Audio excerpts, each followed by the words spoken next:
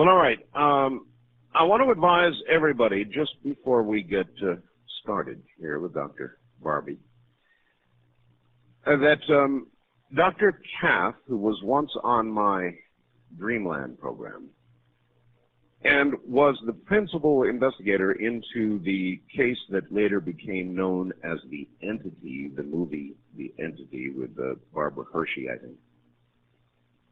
We did a great show on Dreamland, and he said, you know, I've got the original photographs from this case. And you've got to remember, this was well documented. A major university did the investigatory work, and he headed that team. And wait till you see these photographs. As a matter of fact, they're up there to be seen right now, and I really heartily recommend you go to my website and take a look. You'll see it prominently displayed when you go in, the Dr. Taff appearance. Just click on that, and in you'll go and take a look. This plasma is above this woman, obviously dejected, sitting on the bed. And there have got to be at least 5 or more witnesses with cameras also capturing. So you've got to see this. You have got to see it. I think there's 5 or 6 photographs total there at the moment, and they are amazing. So you take a look, because it is a subject we will also discuss this morning with Dr. Barbie Taylor. Doctor, if you welcome to the program. Thank you very much, Art. I'm glad to be here tonight. If you would, give us a little bit about your background. Your PhD is in psychology? Yes, in clinical psychology. I got my PhD from the University of Washington in Seattle in 1978. All right. Originally, you were working with human sexuality, matters of sexuality, human type things. And I'm wondering how you get from that to a study or even an interest in parapsychology. Well, actually, it was a pretty interesting transition, and there was a period of time towards the end of graduate school where I wasn't quite certain whether I was going to be a clinical psychologist or a parapsychologist or a sexologist, and what ultimately happened is I was all of those things, and it became incorporated in the work that I was doing. I was in the University of Washington in the clinical psychology program, but my specialty area was human sexuality, and I was thinking at that time when I entered the program that I would stay within the university, that I would ultimately become the director of a sexology program in a major university, because that was at the time when they were just beginning to bring human sexuality into the medical school, and it was an area that was really on the cutting edge at the time. But what happened is once I was in the university long enough, and I went straight through for 10 years, I began to be aware of all of the politics in that structure and decided that I didn't want to go through another 7 years of getting tenure and not being able to do really what I wanted to do because it was too controversial. So I decided that when I graduated that I would ultimately do research, I would write, I would teach, I would do therapy, and I set it up privately by beginning as the research director or the research coordinator at the Center for Marital and Sexual Studies in Long Beach, California. And essentially what I was doing is doing research. I was writing grant proposals. I was about to teach at California State University at Long Beach, and that's where I began my private practice. But then after being there for a year, I began my trek east. And I was in Arizona for a year and then ultimately moved back to West Virginia and Pennsylvania, where I spent all of the 80s. Mm-hmm. But while I was studying for my doctoral exam, I received a brochure from some kind of an organization in Portland, and it was about a conference called The Mind Can Do Anything. And I had never at that time gone into any kind of consciousness seminars or anything like that, and was really quite surprised to receive something like that, and wanted to go there because my daughter was, who at that time was about 13, she was having psychic unusual experiences, especially in her sleep. She would see entities sometimes in her room, and there was going to be somebody speaking, a famous woman. I don't know if you've heard of her. Her name was Olga Warral, and she was a famous healer, I believe, from the Baltimore area. She's since deceased. But she was going to be speaking about psychic children, so I specifically went there to learn about that. But one of the other speakers was Dr. Selma Moss, and I believe that Dr. Taft might have worked with her. She was the famous parapsychologist at UCLA. How much, I'm going to sort of ask an off-the-track question now, because you're qualified to answer it. I frequently wondered, you know, you hear all the time people say, we don't know everything about the human mind. How much actually do we know about the human mind? What it's capable of, how many of its resources we really use, that sort of thing? You hear people say we only use a very small percentage of our brain. Is that true?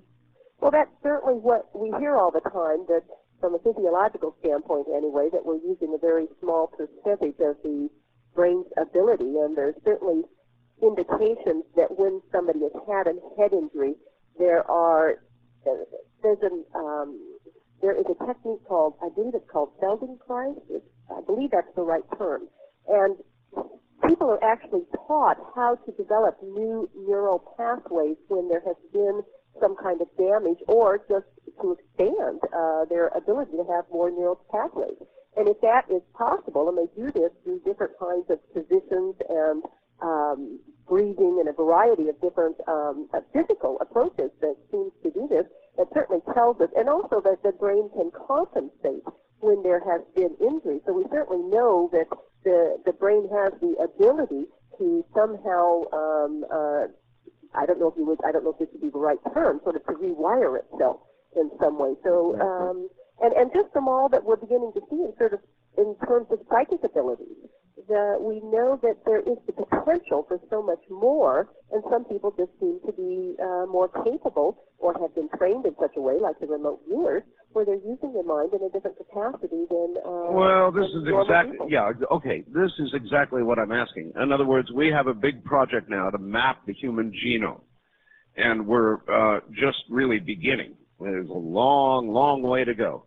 There certainly is, and it's kind of like a whole frontier that we're exploring. I think it's the most exciting frontier. So how much of we're going internally now? Right. How much of the brain have we actually mapped? Do we know everything that goes on in there? A little bit of what goes on, or how much do we know about the brain? I really wouldn't be able to answer that. When I was in graduate school, my minor was psychophysiology, but I graduated in 1978. There's so much that has been done since then, and I just don't feel that my expertise is in the physiology of the brain. All right, well, I'm more interested in the psychic aspect of the brain. And one of the things that did happen towards the end of graduate school that was very interesting and ties into the remote viewing is when I was going back to the University of Washington. By this time, I was doing my internship down at the VA hospital in Long Beach, and I was going back up to the University of Washington because I needed to do my doctoral defense. This is the kind of a final procedure before you get your PhD. I stopped at Stanford Research Institute and met with Hal Puthoff and Russell Targ. Their book, Mind Reach, had just come out, where they had done their pioneering work in remote viewing and all of that work that they did with Ingo Swann. And I met with them for several hours. They took me to lunch, and we talked, and we went through the labs. And so right from the very beginning, I was interested in remote viewing, and that was, of course, at a time before it began to, well, it probably was already moving in that direction, but at least in Mind Reach, they weren't talking as much about the military applications, but that's certainly the direction that it went into after that. All right, I take it then you've looked pretty carefully into remote viewing, and I've had a number of them on the air, as I'm sure you're aware. My question is, do you consider remote viewing to be a valid discipline or science? I believe that it's a very valid discipline and that the protocols are set up in a very systematic way, but I also think that you have to take into consideration that there can be some I don't know if the right word would be bleed through or interaction with, say you have a monitor working with you, a person that is working with a remote viewer. Right. When I first read Courtney Brown's book back a year ago, The Cosmic Voyage, yes, I happen to know, because of my connections with the Bigelow Foundation, that his monitor was Ed Baines, even though he had not said that in the book. Well, he all but says it, but doesn't say it on the Right, air. right. And, of course, that's all come out since His monitor definitely was Ed Baines. Right. Well, I happen to know that because of the things that I had known through the Bigelow Foundation. I also knew, and in fact, I remember back when you were doing your show, Area 2000, I remember you talking at the time. In fact, it was George Knapp was on your show one time, and he was talking about, this is when Ed Baines was in the New Mexico area. Right. And do you remember when he was saying that there was going to be a very large ship, and it was going to be landing in New Mexico, and there would be these reptilian children? And, yes. Okay, do you remember all of that? Oh, yes. I don't ever know quite exactly what happened with that, but I do know that that was something that he felt very, very strongly about. Well, when I read Courtney Brown's book and saw that there was a lot coming through related to New Mexico, ETs, etc., I began to wonder, well, I wonder how much of this was bleed through telepathically from Ed Baines, and that he was picking up on things related specifically to Ed Baines. Now, I don't know if that's true or not, but I think you do have to look at the fact that there's undoubtedly some kind of an interaction that goes on between the monitor and the person doing the remote viewing. Yet they have set it up in such a systematic way that I think it's a very valid kind of an approach, and there's so much evidence now to show that they have come up with extraordinary things, and that many very average people can do this, or can certainly be taught how to do this. Well, I've asked them whether they can detect the presence of another remote viewer. You mean when somebody is tuning in to you? That's correct. And just about everybody has said yes, that it would be very, very apparent if there was somebody else tuned in, tapped in, whatever, or close by, also remote viewing, for example, the same target. Now, I remember that we talking to Courtney one time about that. I think this was on the November 14th show when he was talking about the Hale-Bopp companion. Yes. And one of the things that he had said is it would also depend upon what you were doing at the time. It would depend on what you were focusing on. If you were somewhat distracted or focused on something else, you might not detect the presence at that moment. Well, I guess they have proven scientifically what can be done, but I could imagine a lot of distracting or even disinformation. And well, I think it's certainly open to that, don't you? Yeah, I do. Disinformation can definitely. In fact, that's really interesting because I'm very curious about the discrepancy between Courtney Brown's group and at the Farsight Institute and Ed Baines' group in terms of the Flight 800. 180 degrees apart. And what's so curious to me is that I happen to have an associate that I work with who is a retired FAA person who has the gift, although sometimes he has felt it's a curse, to tune in to airplane crashes.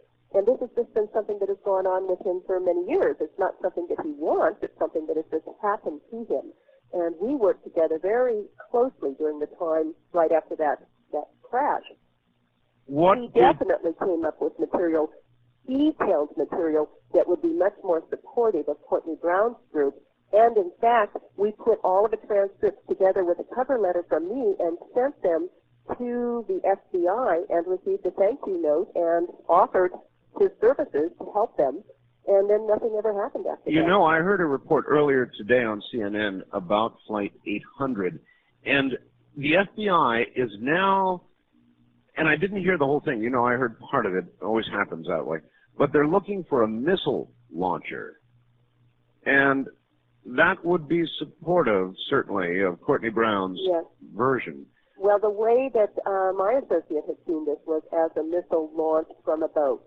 And he just, we did all of this through some pretty intensive hypnosis work.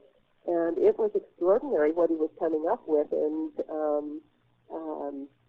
and what he came up with in terms of the aftermath and the potential for a cover-up, and quite a variety of things that were in great, great detail, including names and locations and where the boat was kept. Just a lot of detailed information, including even the name of a book that he was supposed to go to the library to get immediately after our work together, and he did, and it turned out that the book was a whole book filled with photographs of missiles. And he was able to pick out from that which was, what the missile was that he had seen. Fascinating. How did you get involved with the Bigelow Foundation? What had happened is, do you remember the Roper study? Oh, yes. Okay. Well, when they had done the Roper study, they had put together, which for your listeners, by the way, this is sort of like a Gallup poll, that they were interested in including a few questions that would indicate whether somebody might have had an abduction experience. And these were questions that were embedded in other questions. So it wasn't like people weren't asked directly, have you been abducted by ET? They were not led into it. Right. It was a question that might be something like, have you ever felt there were entities in your room? Have you ever felt a sense of paralysis? There was a number of questions that would tie somebody in with some of what people report in an abduction. And once they got their response, they were really quite surprised to discover how many people had answered in the affirmative. It was rather significant. And ultimately, they put together a booklet that was sent out to therapists all over the country. Well, I received information about this booklet, and then somebody sent me a copy of it. Actually, they told me about it on the telephone, and I said, well, who sent this booklet out? And they just read in the corner of the return address that the Bigelow Holding Company, Las Vegas, Nevada. So what I did is I sent a note to the Bigelow Holding Company just wanting to know about what kind of work they were doing in putting out this kind of booklet, because I felt it was very appropriate to educate therapists about this phenomena. And I received a telephone call from Mr. Bigelow. And we ended up, I was in Orange County, Southern California at the time. All right, working as a psychologist. Doctor, stand by. Now, back to Dr. Barbie Taylor. Doctor, are you there? I certainly am, and I must agree. I think the flowers are very romantic. I used to be known as the romance doctor at one time. I think that would be a fabulous romantic gift. Well, it does work, doesn't it? I'm sure it does. It would impress me.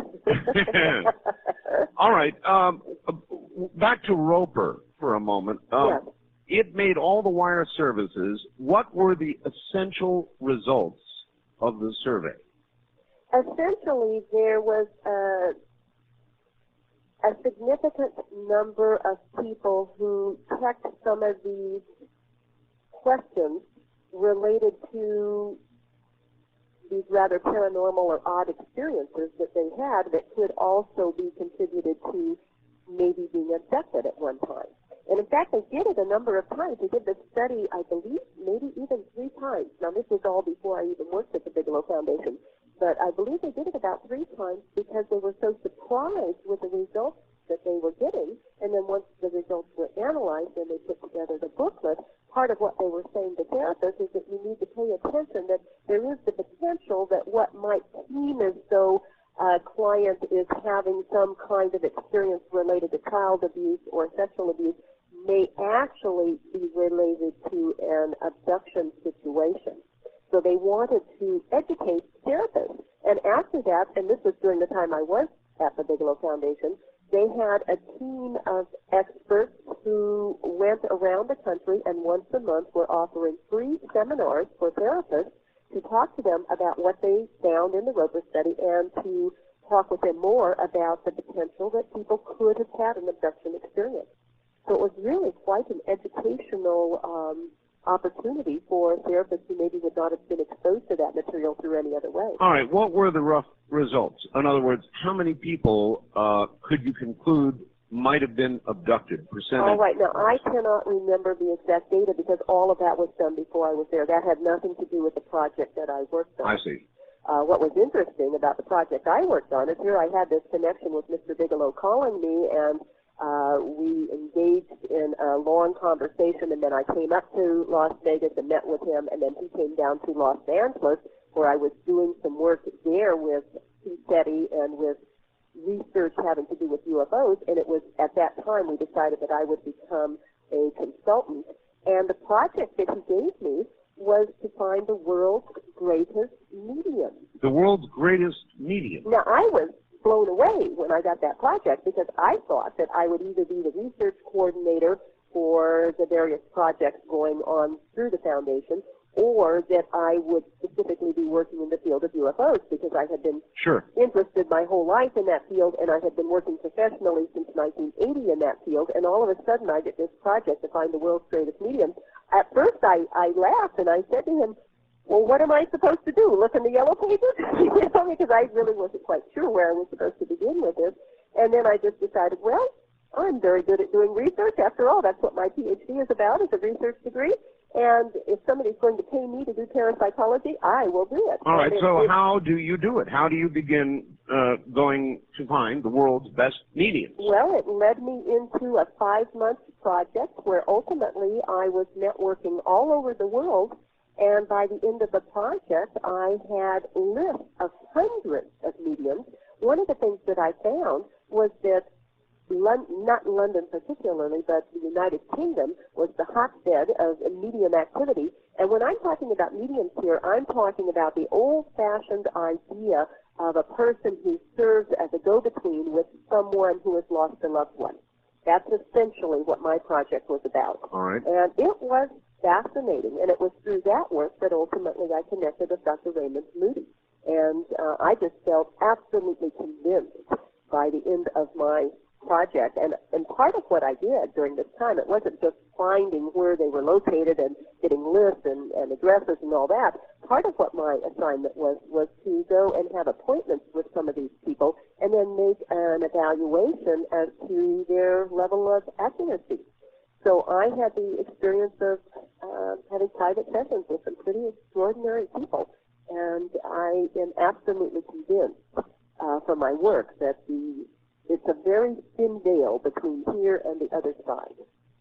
And then, like I said, it ultimately led me to work with Dr. Raymond Moody, and in fact, that came about from listening to your interview with Dr. Moody on the Area 2000 show. You interviewed him right before his book Reunions came out. I was driving to L.A. listening to your interview, and I immediately got the book and connected with them because I wanted to find out about whether they did any training with therapists. So, you're not ambiguous about it. There is another side. I have no doubt in my mind that we are eternal beings, that there is a very thin veil. There's indication scientifically that we seem to have more paranormal experiences when somebody is in Delta, in that place as deep sleep. That's true whether it's poltergeist activity or what many people will report when they're sleeping is they have what they perceive as dreams of departed loved ones. Well, maybe it's not dreams. Maybe we're just more accessible when we're in that state of consciousness because all of our normal defense mechanisms are down at that point. We don't have all of that chatter going through our mind. Well, that's why I was asking you early on about the nature of the brain. I really, really believe that we have abilities. I've had a couple of experiences, one very strong one, that was simply could not be explained. Well, yes, it could. It was precognition. I had a real case of precognition. It's never happened since, nor before, but at the time, you know, it wasn't one of those things you wonder about. It was a pounding, tremendously strong reality. So much so it put me on my knees. It scared me. But it was precognition, but I've never had it since, and I have no idea what triggered it, how I could bring it back. Nothing. It just happened. You know, there was a period of time where I was asking each of my clients whether they had ever had what they would consider a paranormal experience. And one of the things that I discovered in asking that was that having some sort of a connection with a deceased loved one seemed to be the most common experience that people reported. And this might have been just a momentary seeing this person, or hearing their voice. But I think that there's much more of that goes on, and people just don't talk about it.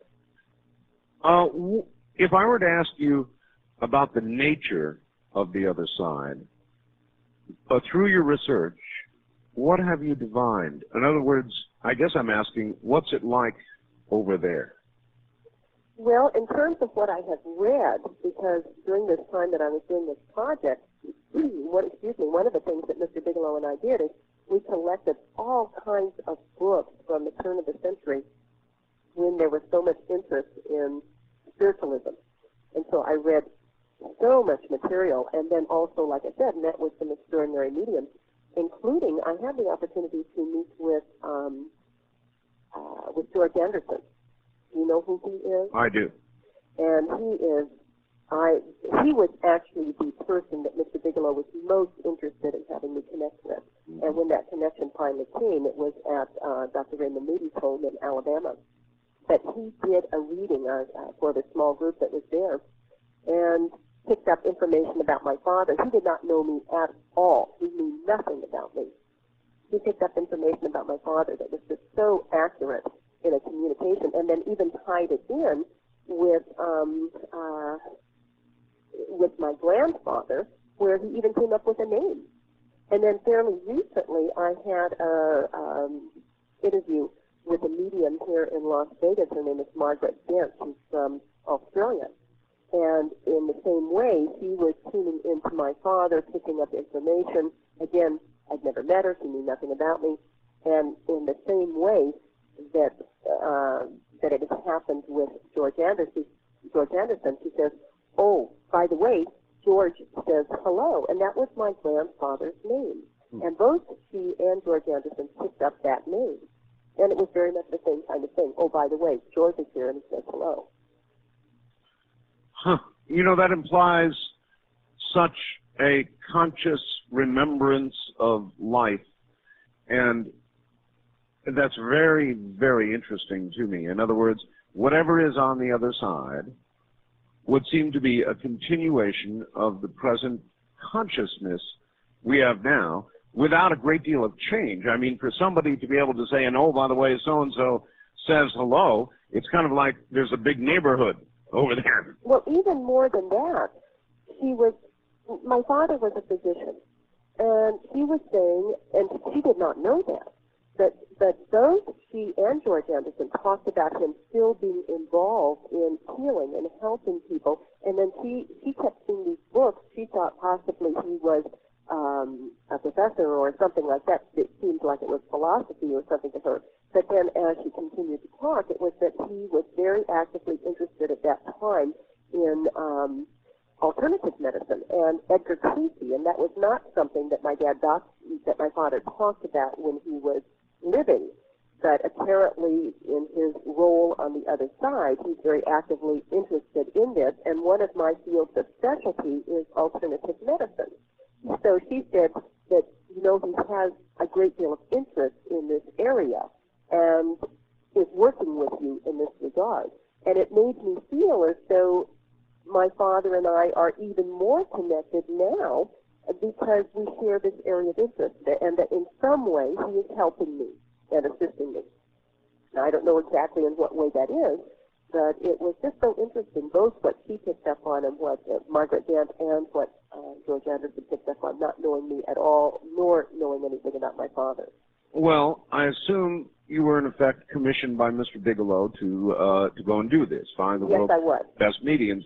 What kind of report did you write after all of this investigation? Well, what I did with him is I wrote a report at the end of each week. Mm-hmm. So I would let him know at the end of each week what I had explored during that period of time. Did you find fraud? No, I didn't in what I was doing. Now, I know from my reading that there were times that there were frauds, especially back in some of the camps that people went through at the turn of the century when spiritualism was so actively pursued by so many people, both in this country and in Europe. Sometimes there was fraud involved. But that does not mean that just because there was some fraud, that everything is fraudulent. Correct. Well, it was obviously your job to separate as you could, and to verify. Did you conclude that the mediums were the real thing? Was that the essence of your report? I felt very positive about. Interesting. And again, what you said seems to indicate that whatever's on the other side, do you think it is a dimensional, in other words, what are we dealing with over there? Is it a different dimension? Can we think of it like that? Or that's my sense of it. I really, in my book, I Break the Butterflies, which will be out in 1997, sometime this year, one of the things that I talk about is when you talk about the term, you use the term the quickening. Yes. And I believe that's a wonderful term. I talk sometimes about the changes. I talk sometimes about the cleansing or the dimensional shift. I think that we're actually going through a period of time where the planet is going through frequency shift and a dimensional shift. And I think that in terms of where we are and what we perceive as the other side, I think it is a dimensional situation, which just has to do with frequency. It has to do with how quickly somebody is vibrating. I think that there can be things going on right here in this room where I am right now that I may not be perceiving because it's at a different frequency than what I perceive. Just as we see a certain frequency in terms of color, or we hear a certain frequency, yet we know that there's a much broader range beyond what we can see or beyond what we can hear. I believe that perceptual reality is like that we perceive something within a rather narrow range, that there's much more going on beyond what we can perceive. And some people who are particularly trained or particularly gifted can perceive more, whether they can see angels or entities or whether they can hear things that others might not hear. People have different ways of picking up on that. Okay, you said frequency. Since you're a psychologist, let me ask you this. Suppose hard science was able to come up with some sort of contraption that would allow, in effect, a doorway, complete interaction with the other side. Well, I believe that has been done and is being done. During the time that I was doing this work at the Bigelow Foundation, I know you know who Angela Thompson is. I know Angela well, yes. Angela was the research coordinator at the same time that I was the outside consultant. So she worked directly in the office, and I was working on outside projects, or one particular outside project. But we would meet each week with Mr. Bigelow. While she was coordinating all of these projects, and this was a few years ago, this was actually, I was working on this in 1992, and she was there through 92 and 93. But one of the projects that she was looking at was how people are using electronic devices to be able to communicate with the other side. And there was something that was going on at the time that was in Europe where people were using computer monitors, and they were actually getting images on the computer monitor. I believe at the time it was Einstein, Nikola Tesla, I'm not sure who else, seemed to be coming through this computer monitor where they could actually see an image and have some sort of a communication. Now, again, since that wasn't my particular project, I didn't follow it all the way through. But I remember reading a newsletter about that particular work, and there was a whole field of parapsychology that was built around this work with electronic devices, whether you were using a tape recorder or whether you were using a computer or whatever it might be that you were using in order to communicate with entities on the other side. Just like with the Dr. Taft's photographs. They were using some kind of electronic equipment to pick up something that you could not see visibly, but they were getting things that obviously were there. Correct. But suppose we actually developed, I hesitate to use the word Stargate, I'm just going to use the word gate, that literally allowed transition from this side to that side. It would change the world. Let me tell you one of the things that Dr. Moody was talking about when I was back there, and this must have been, let's see, I've got my Theater of the Mind certificate right here on the wall of my office. So this was in August of 1994. he was talking about some research, and I don't know how far he's gone with this now, but he was talking at the time about using some of the psychomantium research, which was using a mirror as a reflective device to have apparitions appear of your departed loved ones. But going beyond that, having some kind of a place where they would have a person who had already had near-death experiences, so they weren't afraid of the death process and had some exposure to the other side, and then having this sort of like a dome-type structure with the whole ceiling being mirrors, and having the patient there as they're going through the death process and the facilitator working with them, and somehow being able to go partway on the journey with the person. Yes. And I don't know how far they carried that research, because I know that Dr. Moody had some health challenges and other things happened within his family after that. But they were talking about doing something like that, and I thought that was just fascinating. And it's sort of a technological way to do something that shamans do. You know, shamans for thousands of years have been able to train themselves to travel interdimensionally to work with those individuals that they work with, whether it's through healing or the death process or whatever. So it's sort of a way of doing that. And I don't know how far they got with it, but I thought it was a wonderfully fascinating idea. Well, I know that he was doing some research that he was hesitant to talk about. He talked about a lot of it, but he said there's a lot of stuff going on right now that I can't talk about. He is such a brilliant scholar and such a lovely man. What he likes to do is he really likes doing the research. He likes getting into the historic material, traveling to Greece, learning about learning about all of the ancient understandings of what went on with what was that called? Do you remember the movie Flatliners? I never saw the movie. Oh, you never saw it? Really? All right. Well, I will tell you a little more about it after the break, and we'll discuss it. Stay right there. Dr. Barbie Taylor is my guest, and she is in Las Vegas. She'll be back right after the news, as will I. This is CBC.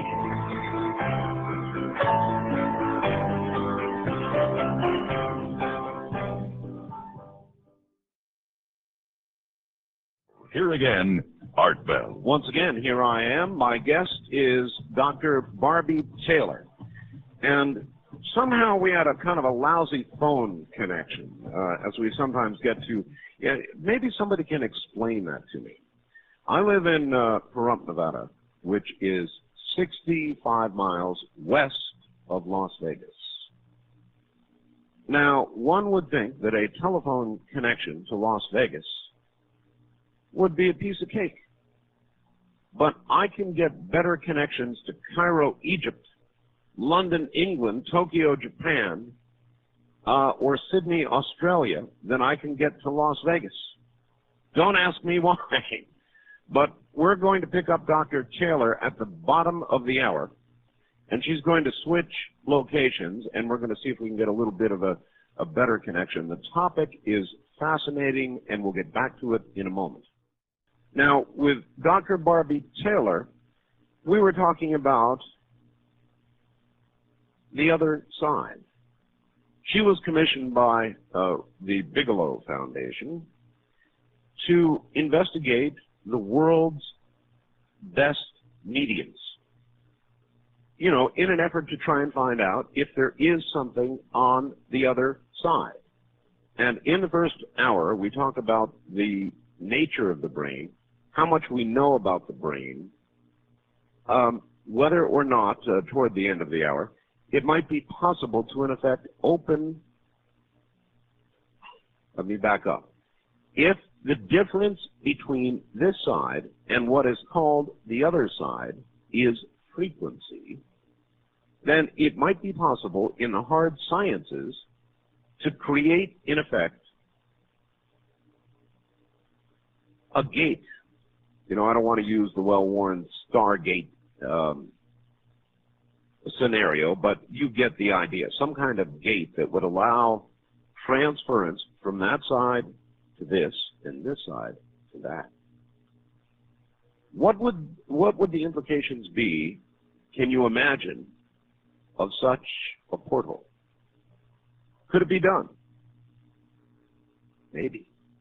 Does it involve the very nature of time or dimensionality? I don't know, but I have a feeling that if we move, and there are people doing work like Dr. Raymond Moody, and she mentioned Dr. Moody, if we do work in this area, it may become possible, and imagine the implications of that. Here's a fax I just got. Well put, Art, your thoughts about death being more of a continuation.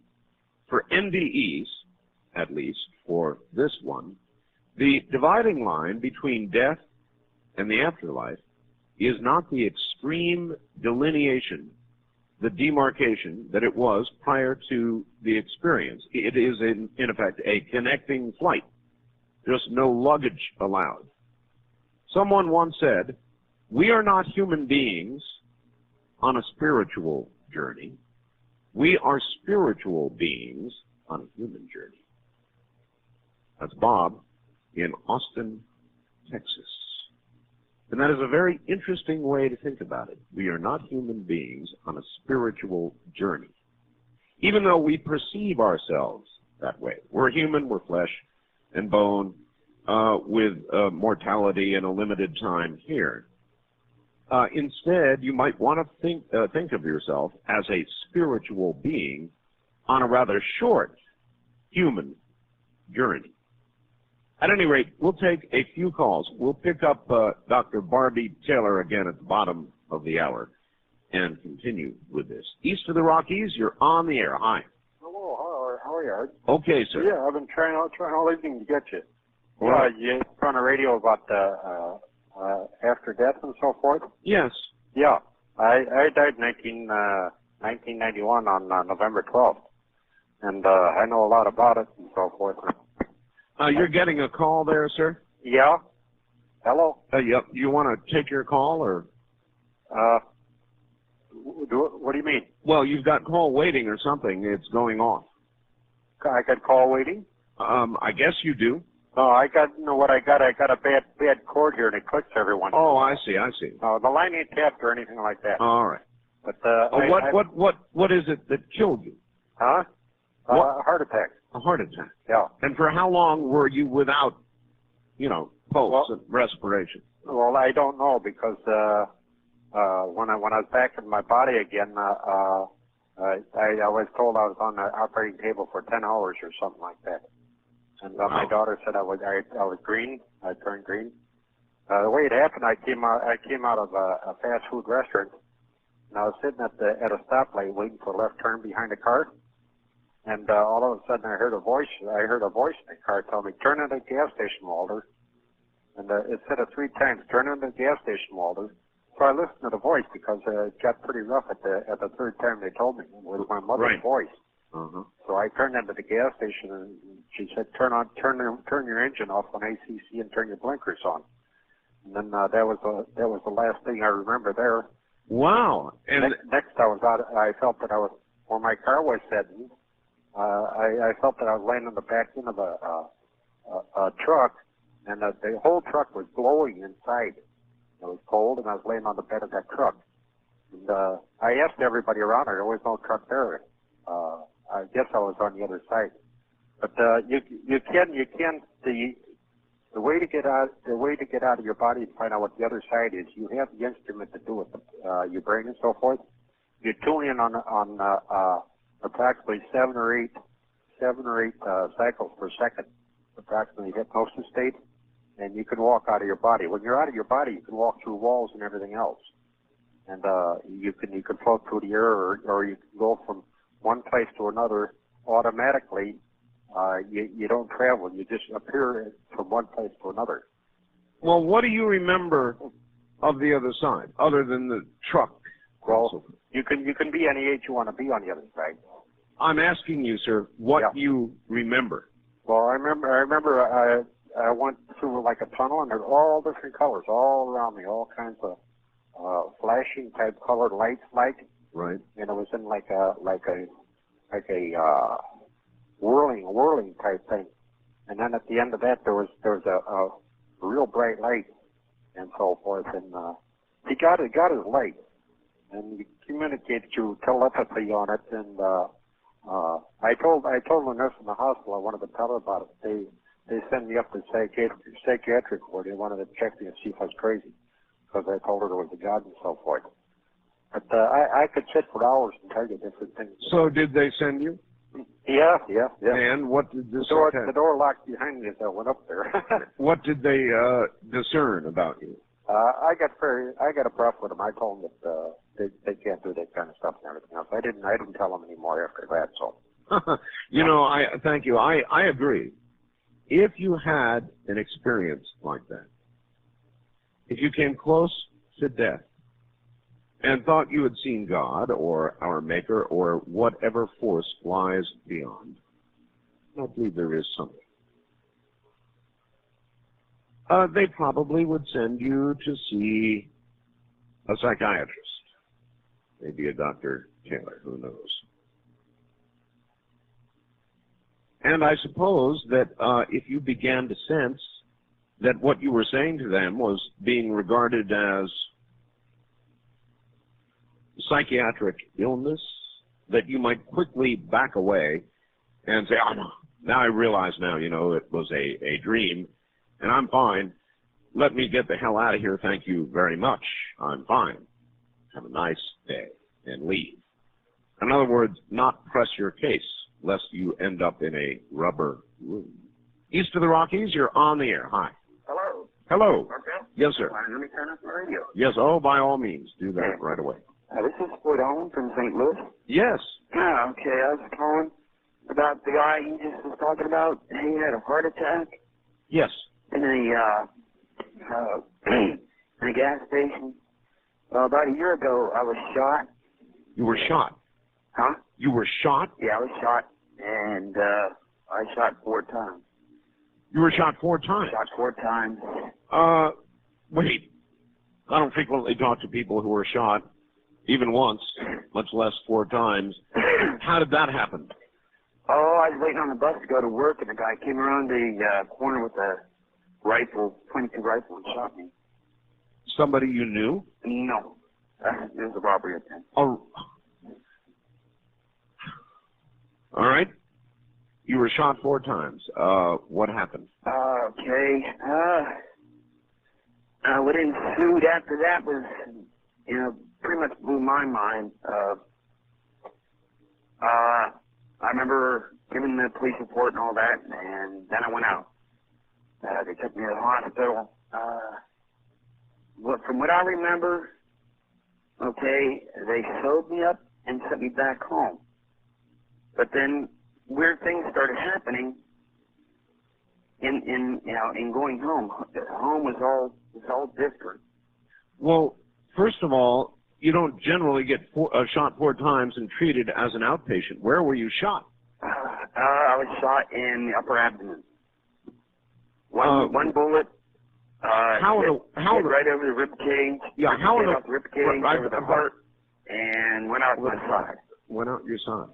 Yeah. And you were hit by 3 additional bullets. 3 additional bullets. Well, 1 bullet. Yeah, you're correct. How could you possibly be treated as an outpatient? I don't know. Let me go on, and you'll figure it out. Anyway, a friend of mine from work, a coworker from work, came and picked me up, took me back home. And things were juxtaposition. They were not quite what they were supposed to be. I've got you. And then the real weird thing happened. The guy just called, talked about a truck. Yeah. Okay, the last thing I remember, I was on this island.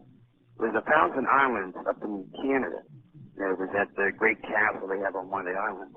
Listen, I've got a break. Okay. Would you be willing to hold on? Sure. Good. Because I'm feeling this is going to be interesting.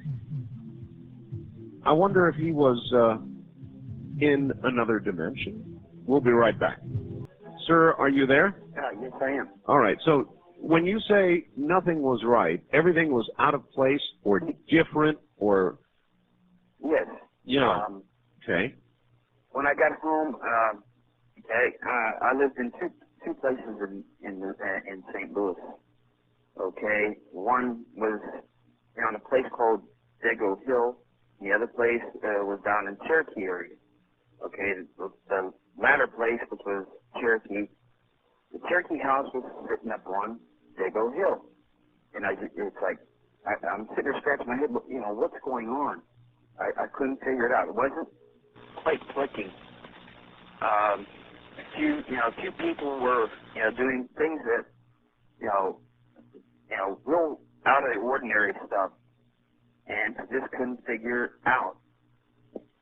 Anyway, as things went on, my boss gave me a trip to Canada, okay, to the Thousand Islands.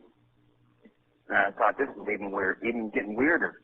But, out of character for my boss. Yes. I understand. And so, me and my friend went to the Thousand Islands. Right. And we arrived on the island that had the castle on it and took the tour. Somehow I got separated from my friend, and I was down in like a loading dock area. And from a distance, I saw this vehicle. The other guy mentioned a truck. And this was a truck, and it was heading right for me. Yeah. So I ran behind the wall. It ran through the brick wall and stopped short of hitting me. Wow. And the driver of the vehicle, that was, even that freak is even more freakier. He was surrounded by like a rainbow of lights. All right. I couldn't quite make out his face a whole lot, but the lights were very prominent around him. Okay. He waved me towards him. And of course, I refused after about 4 or 5 times. He gave up. Yes. Okay. And soon after that is when I finally, I guess I pulled out of the coma. Here I was in a coma for 3 weeks. Wow. And didn't even. Wow. That is really incredible. So in other words, during that time, that coma, you were in an alternative and near reality, but not reality. Not this reality. Not this. Oh, that's an amazing story. I really thank you for it, sir. And I take it you pulled out and came back to this world. It took me about another 6 months out of the hospital before I mentally pulled out of it. Yeah, now you're making sense. I really appreciate the call. There you go. That's exactly what I was talking about. So there's a man who went somewhere else. Just went somewhere else. And then when the time came, he was returned, but actually lived another reality. The people were different. The physical setup was different. His boss gave him a trip to Canada, totally out of character. And then all of a sudden, it came for him, and he came back. And when he did, he came out of the coma. Fascinating. All right, still unable to reach Dr. Barbie Taylor at the new number. I hope she's okay. We'll try that again here in a bit.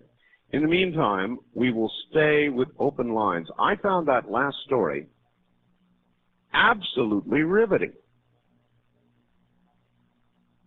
Do you think there could be another side that is, in effect, simply an alternative reality? Or maybe there are many of them. I don't know. An interesting mystery, to be sure. You're on the air. Hello. This is Dr. Barbie Taylor. I just heard you say you were having difficulty reaching me, so I thought I'd better call you back. Well, good. I'm glad you have. You made it, huh? I certainly did, and I heard the last part of what you were talking about with that gentleman in terms of the separate reality. Yes. And you know what it reminded me of is that portion of Whitley Strieber's book where in Breakthrough, where he was talking about coming off the freeway. He was with a young man, a friend of his son, and they went off the freeway, and then just for a moment, they were in a totally separate reality. That's right. Do you remember that part? Yes, oh, very well, yes. I thought that was one of the most fascinating parts of his book. And they were confused for a period of time. He continued to drive. It was completely unfamiliar to him. The structures were unfamiliar. And then in a moment, he drove back another way, and he was back to our reality, but in a separate location. That's right. Now, also, many times associated with these conscious things that occur, as we just discussed, there will be a green flash or a flash that will occur, and suddenly you're somewhere else. I had not heard of that particular flash of light, especially a color. I certainly heard of people going into light that I had, especially with the near-death experiences. But that's interesting. Where did that come from in terms of the green flash of light? Who has experienced that? That was one of the, or several of the stories were told in which people were suddenly in utterly and completely different places, or even more interestingly, in the same place without the modern buildings there. In other words, as the same area would have been, minus the way things are in the world right now? Well, certainly that makes it sound as though in some way they went into some kind of a time warp. Whether we think of it as a future or a past or a dimensional shift or whatever it is. Exactly. Reality is just more than what we perceive through our five senses. All right. I know that you've also worked with Dr. Stephen Greer of CSETI. Yes, I was actually working very closely with Dr. Greer at the time that I became involved with the Bigelow Foundation. But what I was doing with Dr. Greer is I was the working group coordinator for Las Vegas, which meant that 2 Saturdays a month there was a team of people who were trained, and we went out into the field, out into the desert to different sites where we did the CSETI research using certain consciousness protocols to hopefully create some kind of an interaction with extraterrestrials or with ships. And I did this for about a year and a half as the working group coordinator, and then I also was on the executive council, so I worked very closely with the small group of people that were the kind of the guiding thought behind what he said he was doing at the time, and we would frequently go back to Asheville, North Carolina, to Dr. Greer's home, and we were gathering the most credible, the best available evidence at the time so that there could be debriefings with world leaders about the fact that extraterrestrials are here and have been visiting the planet for a long period of time. It was an organization totally based upon diplomacy and on consciousness, which is the reason I became involved with it, because it was very positive. What were the results? I left CSETI about a year and a half ago because I was very actively involved in working on my book at the time, and I just couldn't continue to do both. But I understand they had continued this project in doing the debriefings.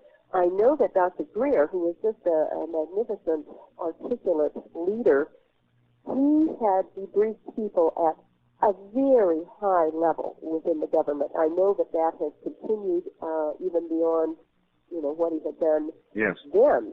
And I know that they have continued in gathering evidence. I believe he was on your Dreamland show not all that long ago where there was some talk about some tape that he has received, a video that I believe from Scotland that is supposed to be one of the best videos. That's right. It was also reported on by Linda Moulton Howe this last Sunday. Now, has anyone been able to view that publicly yet? Well, I don't think we've seen it in this country, but the reports on the Internet are many, many, many. So it's going to make it over here eventually, and of course, I'm dying to see it. I'm sure you're aware of the 6th Annual International UFO Congress that will be meeting in Laughlin, Nevada. Yes. Oh, yes. In 2 weeks, January 18th. I'm wondering, and since that is also a film festival, I'm wondering if possibly that will be shown there. I don't believe Dr. Greer is on the program at this point, but I'm hoping maybe they'll make a special contact with him. Maybe that will happen. I'm sure they're trying. All right, well, I do hope that that happens. But one of the other things that I did with sea studies, which was the most extraordinary experience that I had with UFOs, I shouldn't even call them a UFO. It wasn't an unidentified flying object. It was definitely a ship of some kind. Mm-hmm. But there were 5 of us who went down to Mexico to do research. This was in the beginning of 1993, shortly after I had moved to Las Vegas. We were there for 6 days. We were working in a very remote area east of Mexico City on the east side of the volcano there. And we had extraordinary interactions where in the middle of the night, in fact, the most vivid encounter happened at 11:45 p.m. We were doing what they call coherent thought sequencing, which is a type of, it's sort of like remote viewing in a way. You're projecting your consciousness out into space and then creating a visual image for extraterrestrial consciousness and guiding them back to where you are located. We were in the process of doing a procedure like that, and Dr. Greer got, and we had our eyes closed at the time, but he got the message, open your eyes, look to the north, which he did, and there was an amber light that was coming directly between the 2 volcanoes. We had a high beam light, which he flashed at the object, and he immediately yelled to us, this is it, this is the real thing. And as we opened our eyes and looked at this amber object, which was really quite low to the horizon, it immediately turned towards us, came very close to us. In fact, we were able to, using topographical maps and going back there to the same site the next day, to determine that it came within a mile of where we were located. It was already at a low altitude. It came even lower.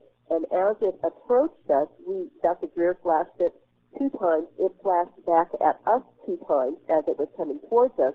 Then it kind of dipped down. We thought potentially it was going to land, but then it kind of pulled up. We saw the underside of the ship, and it was the triangle-shaped ship with the 3 white lights and the red light in the center. And then it flattened out again, went away from us, flashed back at us from the rear as we flashed it, again 2 times, and then flashed back 2 times. Then it went down over a ridge, a very low ridge. And what was so fascinating about that period of time when it was closest to us is that all of our equipment shut off. It was apparently the electromagnetic effect. Was there any sound? There was absolutely no sound. No sound. And this object, I would say, we all estimated that it was probably about the size of a 747. So we're not talking about a small object. You know, this is going to sound far out, but let us imagine for a moment that these are not ETs. All right. Let us imagine that these are craft from right here on Earth, something we have developed generations ahead, maybe from Area 51 or, who knows. I've wondered about this for some time. I had a very, very, very close encounter with a triangular object. I remember hearing about Yes, here in Pahrump, Nevada. And there was no question about it. It was close. It was silent. It was triangular. It had the lights. It didn't fly. It floated directly over both my wife and myself and out across the valley. Other people here in the valley also saw it. So they exist. Oh, there is no question about that. I wonder if people like Dr. Stephen Greer, people like yourself, people like myself, and at that time I was doing Area 2000, you'll recall. I wonder if we're not toyed with. I've wondered about this more than once. If the people who are running these programs and these craft, they know roughly where I would be. They know where Dr. Greer would be. It's pretty well advertised where he goes. And I just wonder if we're not toyed with. For example, earlier today, I had 3 A-10 aircraft fly about 100 feet over my house. It was quite inexperienced. I stood out there and watched them. I mean, I could almost wave to the pilot. And I think they know that I'm located here, and I think they play with me. Well, I think there's a number of different things going on. I think that one of the things we have to recognize is when we talk about extraterrestrials, we're not talking about just one group of beings. That there are extraterrestrials that come from a variety of different places, and they have their own particular agendas for why they might be here. I personally believe, with a lot of evidence to support this belief, that there is a group of extraterrestrials that interact with our inner government, or whatever you want to call that aspect of our government that has been working on these black projects. And I think that especially where you are, out in Toronto and here near Las Vegas, that there definitely are things going on that relate more to some of our technology. I don't believe that's what was going on down in Mexico when we were down there. The reason that we had gone down and had that particular research trip in the first place is because ever since, I believe it was July 11th of 1991, when they had the solar eclipse in Mexico City, they began having all of these multiple sightings. They've had a UFO flap, a very involved flap down in Mexico City, the largest city in the world. So much so that I understand that the people of Mexico City are almost now regarding the sighting of these objects with, what's the right word? That it's become normal. Normal, yes. Well, it's become normal for them. They talk about it on national television. They don't have the same interaction about it with their government as we do here. As a matter of fact, there have been several near collisions of aircraft in the Mexico City area. That's true. And these objects, whatever in the heck they are. Well, we saw not only this triangle craft, which, by the way, the very same thing happened again the next night, exactly at 11:45. But instead of coming from the direction of the north and then coming towards us, it was coming from the east this time and came towards us, and once again dipped in such a way that we could see the underside and see the lights and see it was the triangle craft. But we also saw disc-shaped craft, and there were three of us, Dr. Joseph Berg and myself and the man who was doing handling our technical equipment. We saw a small disc-shaped craft about 2 o'clock in the afternoon, and it was so close and so clear that it was absolutely the closest sighting that I have ever had, and totally, fully conscious. All three of us saw it at the same time, and we were so close to the volcano at that point that my immediate, your brain tries to make sense of what you're seeing, and my first immediate response is, oh, this is a small airplane taking off, because it was kind of at an angle, and I believe we were looking at the side of a disc, so it looked sort of tubular, but it was very reflective of sunlight. It looked like tinfoil in the sun. But then I immediately realized there was no insignia, there was no wings, there was not a tail, and if this was a conventional craft, it would have hit the volcano, which is an 18,000-foot volcano. And besides that, we had just hiked that whole area the day before. There was not even villages out there, much less an airport, and there was no sound. All right. Well, I'm beginning to get confused with regard to these objects and whether they are part of a mystical experience or whether they are really solid craft from elsewhere. In other words, whether these are popping in and out of some other dimension or time, or whether they're actually from another place far, far away. Well, see, I believe it can be all of the above. I don't think that those things are necessarily mutually exclusive. I believe that there are very real craft, nuts and bolts kind of craft, that they may have the technology of understanding the dimension of time and be able to go in and out of dimensions so that we would perceive them at one point and then maybe not perceive them at another point. So I think they can travel interdimensionally. And also, I believe that there are, in fact, I'm just about certain that there are bases here, too, where these crafts are located, whether it's underground or in remote areas. Well, I have a feeling you're right, and I don't know. Stand by, Doctor. All right, back now to my guest, Dr. Barbie Taylor. We're talking about the nature of the other side and some of the things on this side. And I wonder if there really is a difference, if we're dealing with different things, or perhaps if it isn't that other side sort of opening up, popping in to this side, strange as that may sound? Well, I think part of what the quickening is about a dimensional shift. I think that in some ways we're sort of between third and fourth dimension at this point in time. But I believe that there's certain people who experience it more so than other people. And that those people who are beginning to awaken, let's call it their wake-up call, those people who are beginning to awaken to this level of understanding, I believe, will actually perceive things and possibly experience things as they evolve in the world and during this time of great change differently than those people who just are not tuned in at this level. Try this theory. Instead of somebody coming here or aliens coming here, what if at some point there simply is a more complete breakdown between the two sides?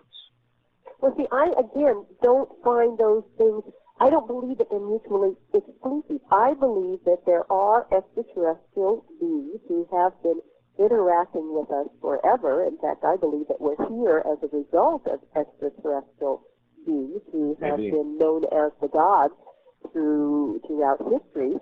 And I'm not saying that I don't believe that there is a creative life force. I do believe that there is a creative life force. But I believe that there has been this interaction forever. And that, but yet at the same time, there also is an interdimensional aspect to what we perceive of as time. That time doesn't really exist as a linear form in the way that we think of it. Only as we make it so. We have time is our invention. And I think it's only relevant here in this third dimensional reality. I don't think it's relevant in other places. No. And I believe that's why when we get into those arguments, and some scientists get into the arguments that, well, certainly there can't be visitations here from outer space because of the distance that would need to be traveled and because of the speed of light and so forth. I think that's a misunderstanding, and that these beings who are so much more evolved technologically than we are, that they are able to travel through time in a different way than we are. That may be. Although right. I really believe that there are time experimentations that are going on, so do I. and that we know a great deal more than what has been revealed to most people.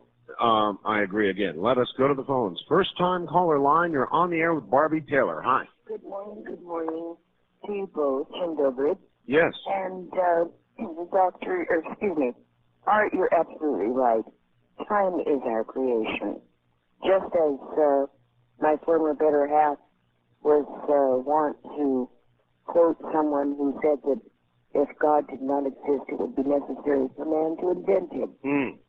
And I think he was absolutely right, because he fancied himself an agnostic, and by the time we separated and ultimately divorced, he fell in love with a woman who was a active Christian, and he was reading a book on how to think about God when he came to visit me one weekend. And he ultimately married the woman and embraced God. So he did find a need to invent God. And just as you said about time, it is a figment of our imagination, allows us to have a time frame in which to organize our activities. Correct. Well, it also comes from the fact, thank you, that we are mortal beings. And so it is necessary that we measure time, if for no other reason than to know how much time we've got here, roughly, and to conduct our daily activities. So that's right, and it may well be that what we call the other side, for lack of a better term, simply may not measure time the way we do. You agree with that, Doctor? I certainly think that that is undoubtedly very true, and that's why we can't quite perceive how it must be on the other side. And when we think in terms of reincarnation, and we think about somebody coming back, we think, well, how long are they there before they would come back? You know, what period of time is there in between? Because we're constantly perceiving things in terms of this linear model of time. And I don't believe that's what, and I believe that quantum physics is beginning to show not the way it really is. It's just the way we conceptualize. All right. Wild card line, you're on the air with Dr. Barbie Taylor. Hello. Oh, thank you very much. How's that lovely wife, Ramona, doing? Fine, thank you. Good, that's great. Well, Doctor, I have a question for you. All right. I'd like to challenge you to something here. The next time you get together with some of your colleagues and you're trying to draw something extraterrestrial into our atmosphere, why don't you just try, just for the heck of it, to see if you can draw some of those MIAs and POWs that are still living in Southeast Asia to see if they can come home. Do you think that's possible? Well, I don't think in the type of techniques that we're doing that that's going to be accomplished, but I certainly think it's important that there are people who continue to hold that in consciousness and deal with it in a political kind of a way so that that reality can happen. Okay. Maybe he meant you went on a search. You had a job to go on a search for the world's best mediums. Well, maybe some of these POWs and MIAs are not with us on this side any longer. Well, that's an interesting way to be thinking about it. I'm sure that that is true for some of them. Maybe some of Dr. Raymond Moody's techniques using the reunion technology could be put to good use in that way. Exactly. East of the Rockies, you're on the air with Dr. Barbie Taylor. Hello. Yes. Watch out. Yes? With your program, you don't need sleep. Just keep rolling and rolling. Good thing. My son was recently put into a psychiatric hospital, and they gave him a drug to make him relax and sleep a lot. And since he's been on his drug, he seems to be hearing voices such as aliens and from his grandfather and stuff. And Dr. Taylor had mentioned something earlier that when persons became more receptive in a certain frame of mind. And I was wondering if you maybe could go into it a little bit. All right. He brings up a good point. The pharmacology aspect of things. People, Doctor, are very hesitant to talk about this aspect because of the government attitude with regard to drugs. But whether it's a prescription mind-altering drug or an illicit mind-altering drug, would it be your opinion that that would be a path to an altered consciousness that may cause the brain to open itself to other things? Well, I think certainly that some of that is going on, and when people are labeled as schizophrenic and they are hearing voices, of course, what the psychiatrists are usually trying to do is to use some sort of a medication to eliminate that. But I sometimes wonder how much, especially because of my background in parapsychology as well as in psychology, I wonder, well, how much is there some kind of a bleed-through that has to do with other realities, whereas we're looking at schizophrenia as more of just a brain chemistry That's type right. of thing. And I am certain from some of the work that I have done that there is such a thing as being affected by empathy. And in fact, I have even done some work with people. I don't know if you've ever talked to Dr. Edith Fiore, who is No. She is a psychologist who has done some work with entity detachment or depossession, whatever terminology you might want to use. And I have done some of that work myself, and it is amazing as you're working with somebody in hypnosis, and you may be talking to this entity that is there and, residing within this person's consciousness or within their space. And then you begin to talk with this entity in such a way where you get the entity to go into the light and help it understand that it needs to move on in its own growth. And then the person goes through a very significant, I've had this happen a number of times, where the person goes through a very significant sense of this entity leaving. They feel it physically, they perceive it at a visual level sometimes, and it changes their life. I mean, it's really quite amazing. Well, Doctor, how many people may be languishing in psychiatric facilities who shouldn't be there? Well, I have speculated on that myself. Now, as a psychologist in private practice rather than as a psychiatrist, I am much more likely to be working with relatively well-functioning individuals who are just having some stress in one aspect of their life. So I'm not working with the people very often who are medicated, who are hospitalized.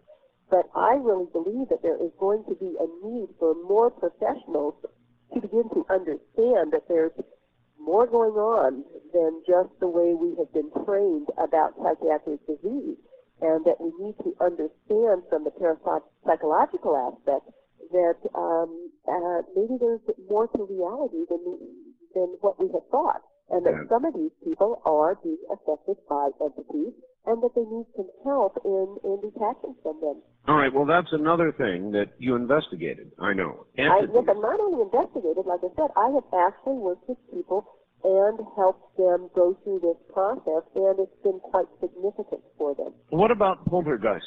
Dr. Tapp, who will be here Friday, will talk a great deal about poltergeists. And there seems to be an awful lot of evidence that poltergeist activity is absolutely real, and it seems to center many times around young teenage girls.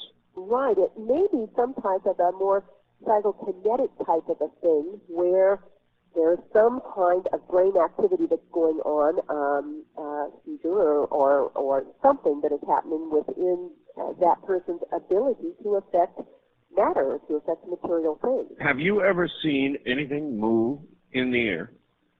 No, I have not been involved in a situation where we were investigating poltergeist activity. Now, I know the Bigelow Foundation has been doing some work in that area. That's right. But this has been more recent, and that wasn't the project that I worked on.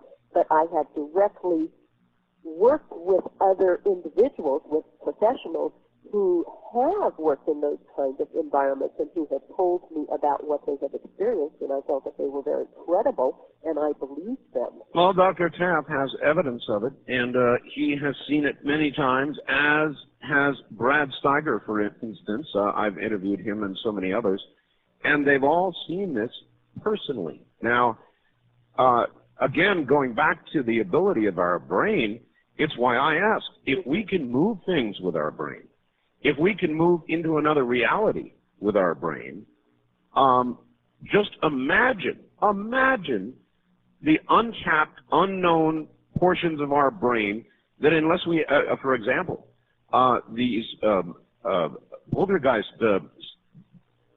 sessions or activities seem to occur, as you pointed out, and as Dr. Tapp did, when there's something associated with a seizure. Well, clearly when you have a seizure, something else is going on. What is going on in your brain? Well, and there may be what they sometimes call a delta spike. Your caller was asking about what I was talking about delta. When we talk about brainwave frequency, the normal waking state would be what they call theta. The next level down, if you're going to be working with altered states of consciousness, either hypnotically or possibly meditation, would be alpha. The next level down would be theta at a deeper level, and then delta would be what we're in when we're in deep sleep.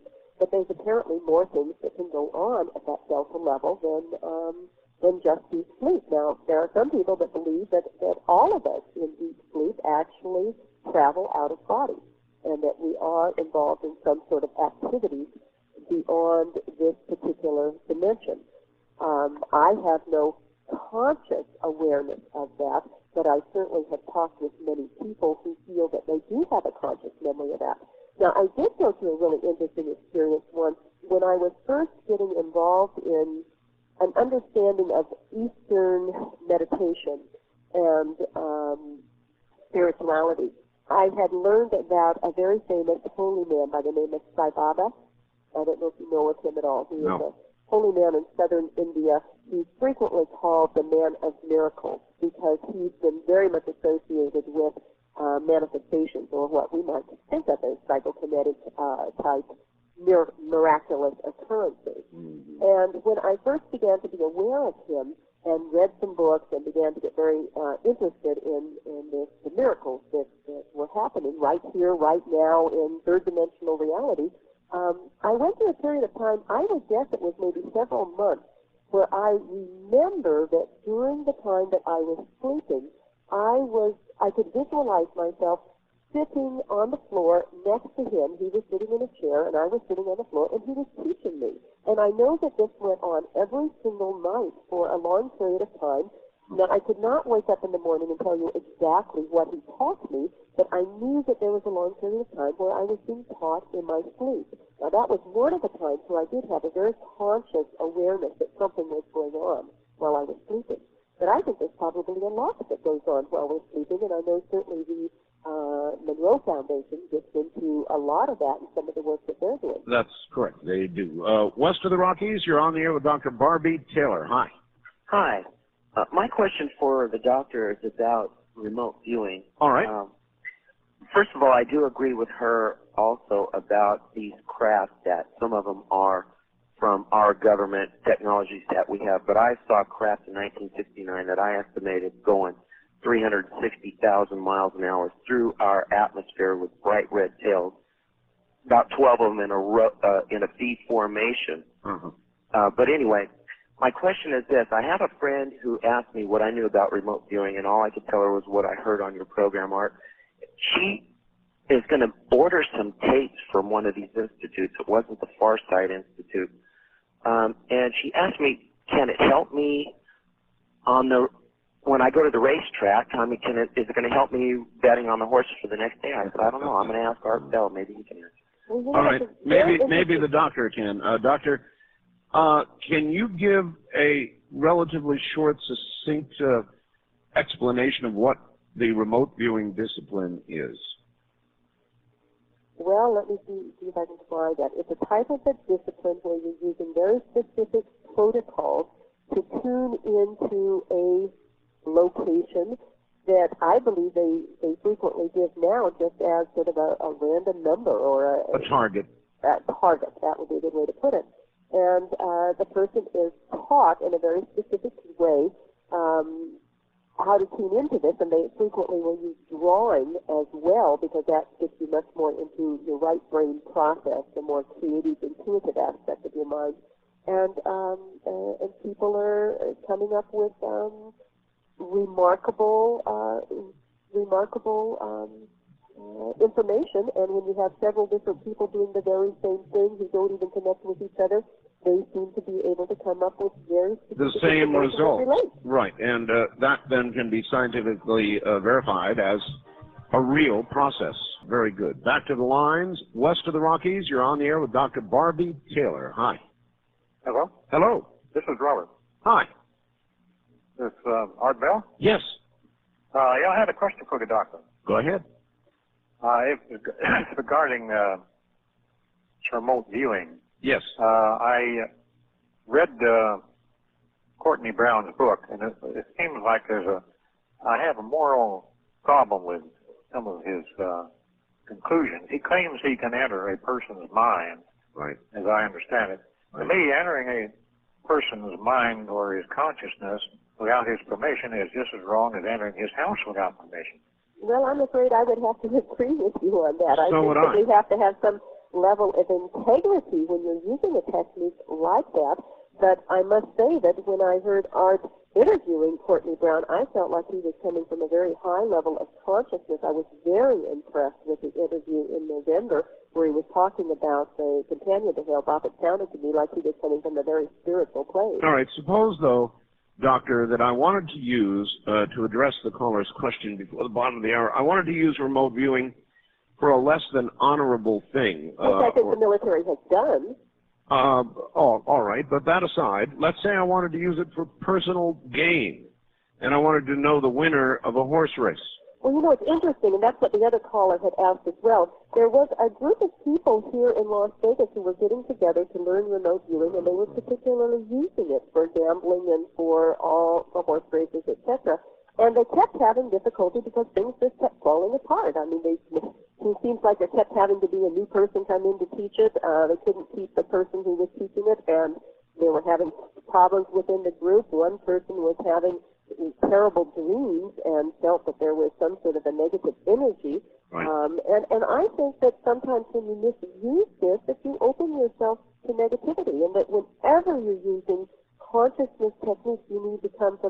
highest degree of spiritual integrity. Well, that's very much like what Ed Dame said. He talked about the military remote viewing program, and he said that they lost an awful lot of people who were simply unable to handle the experience, meeting up with entities and things that were not necessarily part of the target they were supposed to be going after. Absolutely, because I think you get into some of that dimensionality stuff that we were talking about, just like a shaman. Right. Yet a shaman is being trained at a very spiritual level, and some of the remote viewers, their training was more scientific, and I'm sure it was quite confusing. All right. First time caller line. You're on the air with Dr. Barbie Taylor. Hello. Hello. Hi. Where are you? I'm in Savoy, Illinois. This is Matt. Hi, Matt. And I was calling to share with you my first OBE that I had this morning. It was very interesting. It started with me driving my car, and there was a police car in front of me. I don't know if it had any relevance. The brick street was shiny from rain, something. There was some moonlight. It was very quiet. Quiet. More quiet than I ever imagined or experienced. And I started elevating. How do you know, sir, this was, if I can ask, an OBE versus a dream? Well, I listened to a show from Al Taylor, and I compared some of my experiences with the phone callers.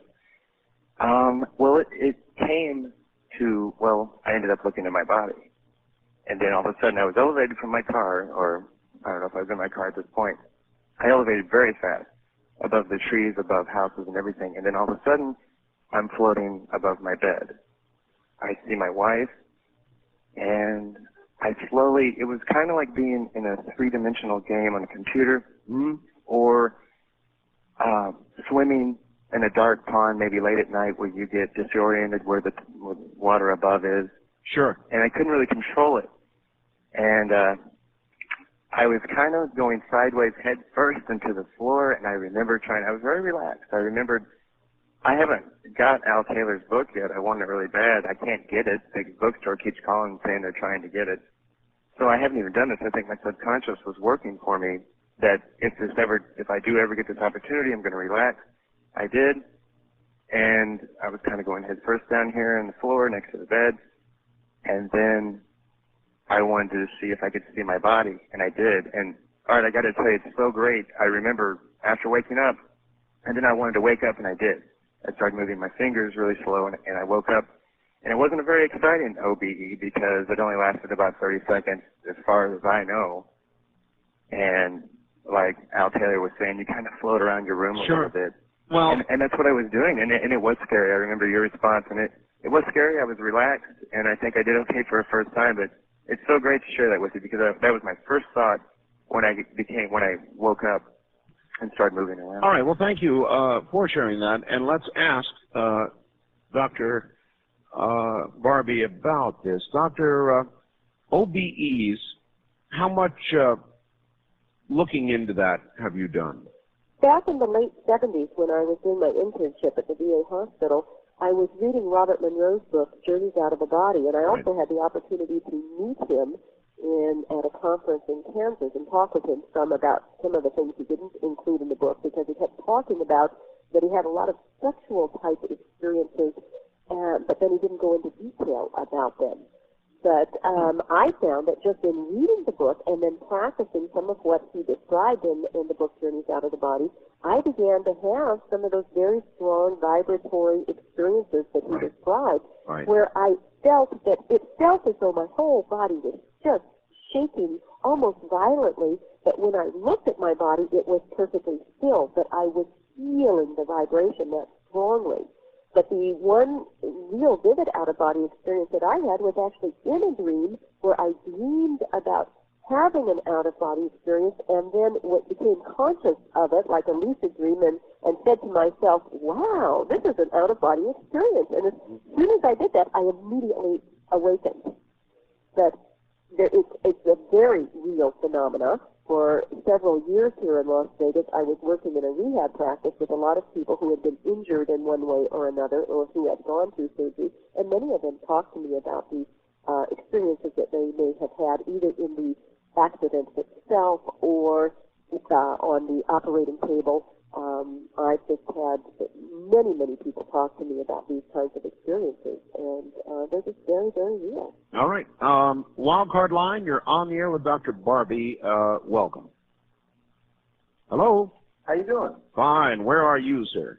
I'm in Sacramento, California. Okay, go ahead. This is Ted. Okay, Ted, you kind of sound like you're at the bottom of a barrel somewhere. Oh, I'm sorry. Yeah, I got one of those cheap phones, you know. You must have, are you on a speaker phone? No, I'm not on a speakerphone. I'm on a Lennox 919. I bought it at McBurgo for $12. It sounds exactly like you did. Anyway, very briefly, what can we do for you? Well, you know, I just wanted to tell you, I just got up a second ago. I was just asleep a few minutes ago, and I had an OBE myself, and the OBE was that I went to a 2-inch pipe, and all of a sudden this kind of sound. You're still in a 2-inch pipe. I get it. East of the Rockies, you're on the air with Dr. Barbie. Hello. Hello there. I've been a short-time listener, I guess, about a month. I'm in Gary, Indiana. Yes, sir. I listen on WLS in Chicago. Right. And if there's one thing I've learned listening to your show, that we don't sleep that much, so I don't think out-of-body experiences are that common with Art Bell listeners. That may be. My question is a short two-parter. I have heard a theory, and I don't know if there's anything to it, about the possibility of out-of-body exploration of space. Yes. And part two would be, if anybody's heard anything about that, and part two would be regarding remote viewing. Has anybody attempted or heard that anybody attempted, since this remote viewing there seems to be a lot of relevance to it, remote viewing of Area 51 for civilian reconnaissance? All right. I prefer to deal with the first question, really. And in this way, Doctor, is it possible that what we call entities or spirits, in fact, may be people who are, in fact, having an out-of-body experience? Well, that's interesting. I think that when they're in that dimension, they certainly are like what we would think of as an entity. When Exactly. when you're shifting into that astral level. Exactly. So that is possible. But I think frequently when people are having some sort of a problem with entity detachment, it is more like what we would call a discarnate entity that is somehow still attached to the Earth's plane, that for some reason they haven't moved on in their own particular spiritual growth, and they're still attached to the third-dimensional reality, which sometimes are relatively benign and other times are benevolent and other times are malevolent. So that, I think that there can be a wide variety of experiences that people may have with these beings. All right. First-time caller line, you're on the air with Dr. Barbie. Hi. Hi, how you doing? All right, sir. Where are you? I'm in Nashville, Tennessee. All right. Fire away. I clear my voice a little bit. Doctor, I'd just like to ask you a question. This is make it brief as possible. I just need to know if anybody else, possibly including yourself, have heard anything. About a month ago, I had this weird experience. It happened 2 days in a row, and I've never had anything quite like it before. It was at a certain time. I don't know if it was exactly the exact time, both days, but it was like just a bright flash, basically. Kind of like somebody took a picture of you or something. And now my whole body started to buzz. Like, kind of like I don't know how to explain. Maybe like I got hit by a sense of electricity or something of that, some sort. I was just wondering if there's, you've heard of anybody else that's had experienced so much of that, or... Well, certainly when I was doing that work with the Journeys Out of the Body book and practicing some of those techniques, I was having very strong vibratory experiences. And in Kundalini Yoga, where we're talking about the Kundalini energy that the Hindus would talk about it being at the base of the spine, people have had experiences where suddenly there's that energy has suddenly broken through in such a way where they have quite strong physical experiences. So I certainly think that we're affected by many things that may be going on within the body and within the energy, that the body is actually energy. Do you think it could possibly be from just my well, I've always had an interest in this aspect of spirituality and then, in that way of living. But I've just recently here started listening to Art Bell only about a year ago. And I myself have read that, Robert Monroe's Ultimate Journey. Yes. And I was wondering if it might have been just a manifestation from reading that material. Well, it may be. I think that's certainly what happened with my own experience that I had back in the 70s. But I also think that we're all going through, not maybe all of us, but many, many people on the planet are going through a spiritual awakening, and that it is affecting us at a physical level as well, and that frequently when we're sleeping or at other times we may have experiences where we feel like somehow our body is making some sort of adjustment to this higher frequency. Well, I would observe that with what I have come to call the quickening. Yes. Wonderful term, by the way.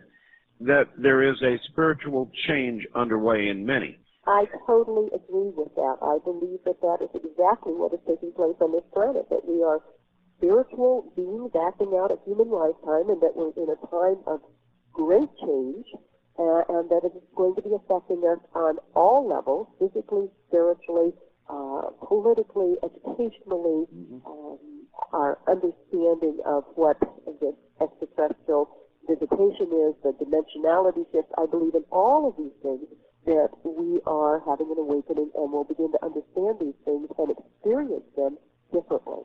All right. East of the Rockies, you're on the air with Dr. Barbie. Hi. How you doing, Art? All right, sir. I got two things for you here. Today I was listening to Michael Reagan, and he gave you a compliment. He did? Yep. He said, well, there was a caller that was asking about the Heart Project. Yes. And he said that Art Bell was one of the premier people with knowledge on that in the country. Well, I don't know about that. I've certainly had the premier people with knowledge about that on my program. But you've exposed so many people to that awareness so that they can maybe start writing to their congressmen and their senators and get some kind of an open forum going about that, because I think that may have a major influence on part of the reason we're having such changes in our weather patterns. Well, they are dealing with frequencies that, as I understand it, are basic to the brain. They certainly are. Yes, anything else, caller? Also, have you heard about a thing called Wave Rider? Wave Rider? Right. No, doctor? No, that's not something I'm familiar with. Well, anyway, last weekend I was traveling I live in Kansas City, and I was going to see my family in Missouri, and I was scanning the AM dial as I was driving, and I came across a program. I don't really know who it was or really what station it was on, but I caught the tail end of it, and they were talking about a thing that the DOD came out and announced about some kind of a craft that they had that it burnt some kind of exotic fuel, and it could reach speeds up to Mach 15. Right. And that's really all I know about it. And they said it's been flying around for a while, and I just wondered if... Oh, okay. Mark McCandlish, who's a guest we had on recently, talked about a craft exactly like that. I'm sorry, I had that confused. I thought that term was one you were applying to something we were talking about. He's talking about a newer or experimental aircraft, and I'm certainly familiar with that from Mark McCandlish. Well, Doctor, it has been a pleasure, definite pleasure, having you on the program. Well, this has been just a delightful experience for me as well. I can't believe how quickly the time goes. It just goes like that. And we will have you back again. I would love that, especially since I'm your neighbor, essentially. You certainly are. At any rate, thank you. It's been a great pleasure. Thank you so much, Art. You take care. That's Dr. Barbie Taylor. Am I right about that? It's her last name, Taylor? Am I right about that? Yes, Taylor. That is correct. I was afraid for a second I might have had her confused with Albert Taylor, but I don't. They share the same last name. Dr. Barbie Taylor. All right, we're going to go into open lines for the next couple of hours. anything you would like to talk about is fair game. I have this funny feeling that a lot of you are very interested in this OBE business. We've been in and out of that on the show now for quite some time. It is absolutely fascinating. West of the Rockies, you're on the air. Hello, Art. My name is Ray. I'm calling from Monmouth, Oregon. Yes, sir. Yeah, I'd like to share something with you that happened to me about 12 years ago. Far away. All right. Well, first off, I was in Salem, and I was with a friend who had to leave to go to work. This is around 10 o'clock at night. Mm-hmm. We were at a local bar there, and I was with a girl, and I'd never met her before. Anyway, she had a friend with her, and my buddy actually took care of somebody at a house, and he had the run of the house. And so I suggested to these girls that we go over to the house and we have some drinks. So they agreed, and I went and got in the car and with the two girls, and we proceeded up this long, steep hill. There was only one turn on it that led to the left.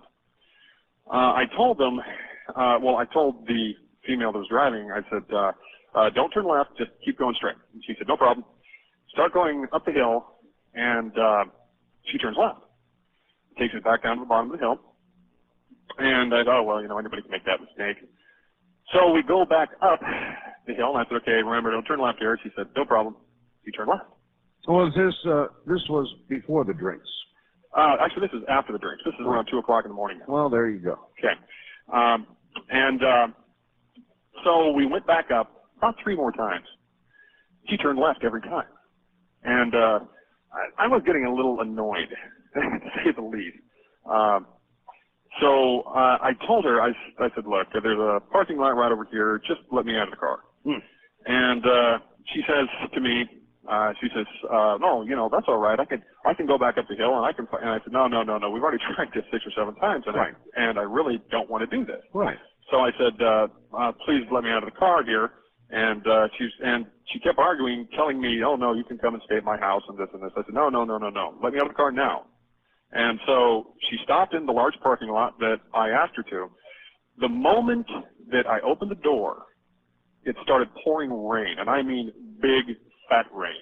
And it drenched me immediately. Now, I have somewhat of a 50s pompadour, you might say. Uh-huh. And that was instantly just pushed down into my face. My sport coat was soaked completely through. I was just absolutely just drenched in rain. Oh, yeah.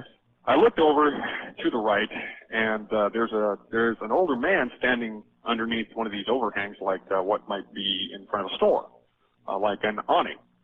In fact, it was an awning. And so this guy is just standing there staring across the street. I look over. I don't see much. I just see a lot of puddles starting. I walk over to him, and I said, so what's up here? And I was just drenched. And he says, I'm watching my house float away. And I said, you're watching your house float away? And I looked across the street, and there was a cardboard box floating across the street. I felt really bad for this guy. And I said, look, here, you can have all the money that's in my pockets here. And I just offered it to him. And I think that I only had a few dollars on me at that point. Gave him all the money that I had and all the change. And I said, look, there's a cannery right down the street here on Patterson Street. Go upstairs. There are some lunches up there. I used to work there. And sit down and have yourself a nice little meal. Unfortunately, at someone else's expense. And get yourself a nice hot, cup of coffee. And that should do you. And he said, thank you very much. He says, I can't believe that you're being so nice to me. And I said, there's no problem there. Everybody's down on their luck every once in a while. So I decided I was going to walk across the street and up this muddy embankment to the highway. I had no way home. It's 2 o'clock in the morning, pouring down rain. I'm soaked. I just gave all my money to this guy. I walked about, I'm going to say, 20 yards. After 20 yards of walking, I stopped and I turned around and the guy was gone. Completely gone. Literally disappeared. And I looked all around, standing there in the rain. I couldn't believe what I was seeing. He just wasn't there. So I continued across the street, went behind the bar, went up the mud embankment, still pouring. I'm slipping down it. I'm covered in mud now. drenched in rain. I'm washing my hands in the rain. It's coming down so hard. There are no cars on the street. I'm about 6'2", drenched, muddy, standing out in this, highway. Yeah. By myself, and here comes one car. And I thought, well, here goes. So I stuck my thumb out, and the car pulled over. And it was a priest. And I turned and I looked, and there was that guy standing underneath the awning again, looking at me. And, I mean, 1 minute he's there, 1 minute he's not there, the next minute he is there. So where are we going with all this? Okay. Now, this guy, now I get in here with the priest. He asked me where I'm going. I told him I was going to Monmouth. He says, oh, so am I. And I said, oh, great. Then, so I'm kind of silent. He just keeps looking over at me. He's not saying anything. He just keeps, looking over at me, smiles, and just kind of keeps going. And tried to make some conversation. I don't recall what it was. I was a little freaked out about the whole situation, just everything that had happened to me in this short period of time. And he said, so whereabouts in Monmouth? And I told him, and he said, well, I'm going about a block away from there, so I can drop you off right in front of your house. So I'm thinking, boy, this is really weird. And he pulls over in front of my house. And before I get out, I was thinking, this is really strange. And he looks at me and he says, stranger things have happened. And then he drives off.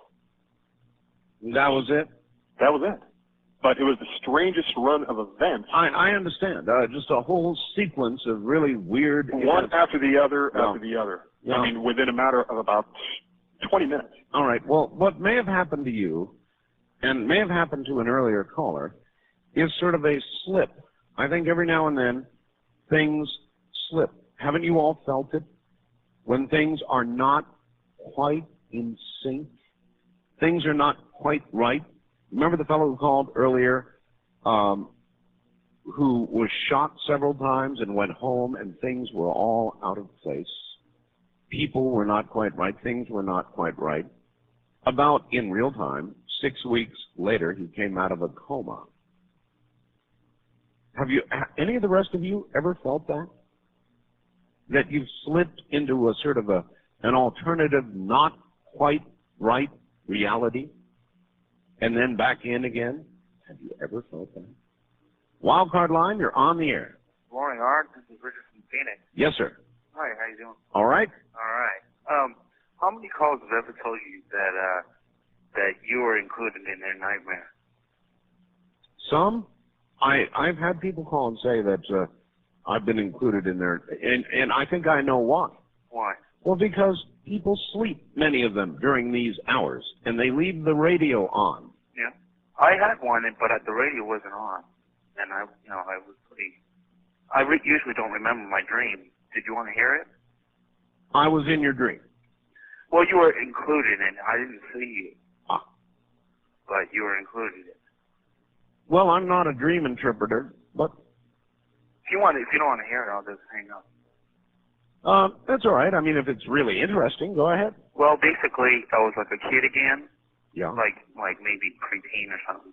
And I was in bed, and I woke up in my dream in bed. Okay? And then I looked out the window, and I saw all these lights, like spotlights and vans and helicopters flying around. Sure. With their spotlights on. And I woke up, when I looked out the window, I was like, what the heck's going on out there? So I got out of bed, everyone was sleeping, I got out of bed, and then my brother woke up and he followed me, and there was this van with people on the ground with guys dressed in black with guns. Oh, yes. And they were just laying there, but they weren't dead, they were on stretchers. Yes. And they're like, what are you doing here? You shouldn't be seeing this, and then, so we started to run away, and they chased after us, and they said, well, it's too bad you saw this now. Now you're going to have to go with them now. So I went in the house and I told my mother, I said, they're taking us away, but I was scared, but I was I had to go, but I wasn't afraid to go. And I said, but make sure you tell Art Bell. He'll tell everybody about this. And that was the end of it. Interesting. Well. That was weird. I was there. I remember that. Hey, did you see that show that the Discovery Channel is now running on UFOs? Yes, I've heard about it. A lot of people have called me about Really? it. I suggested you might want to watch it.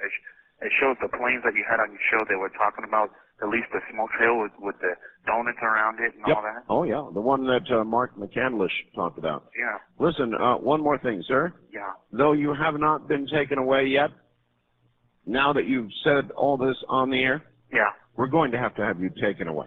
Oh, really? Well, then that'll solve all my problems. Don't be so sure. First time caller line, you're on the air. Hi.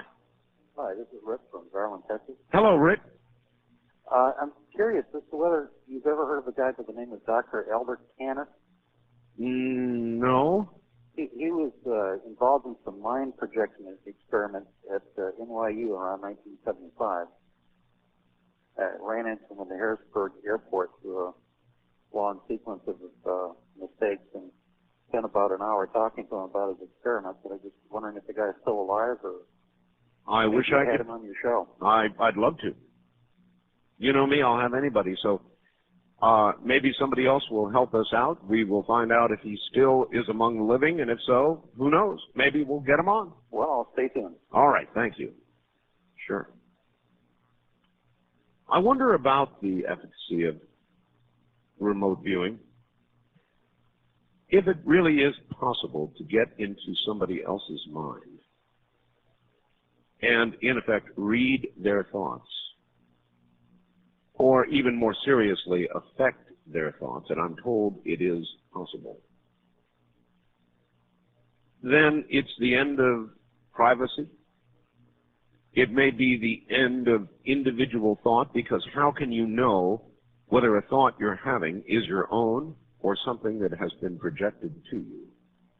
And if people actually are able to enter others' minds and inculcate ideas or thoughts that they will regard as original, imagine the possibilities, or as the people with the credit card say, master the possibilities.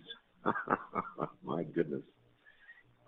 Dictators, presidents, leaders, world leaders, what could be done? It's endless. West of the Rockies, you're on the air. Hi.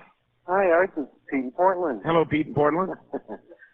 Before I talk to you about what your guest said about an eclipse in Mexico. Yes. And the UFOs, did you hear about the livestock mutilation that happened? Where? Well, this weekend in Colorado, a whole herd of broncos were totally annihilated by, I guess it was the jungle cats or British sports cars. I couldn't tell which. And then on the East Coast, a whole posse of cowboys were similarly annihilated by panthers or something. There may be a connection.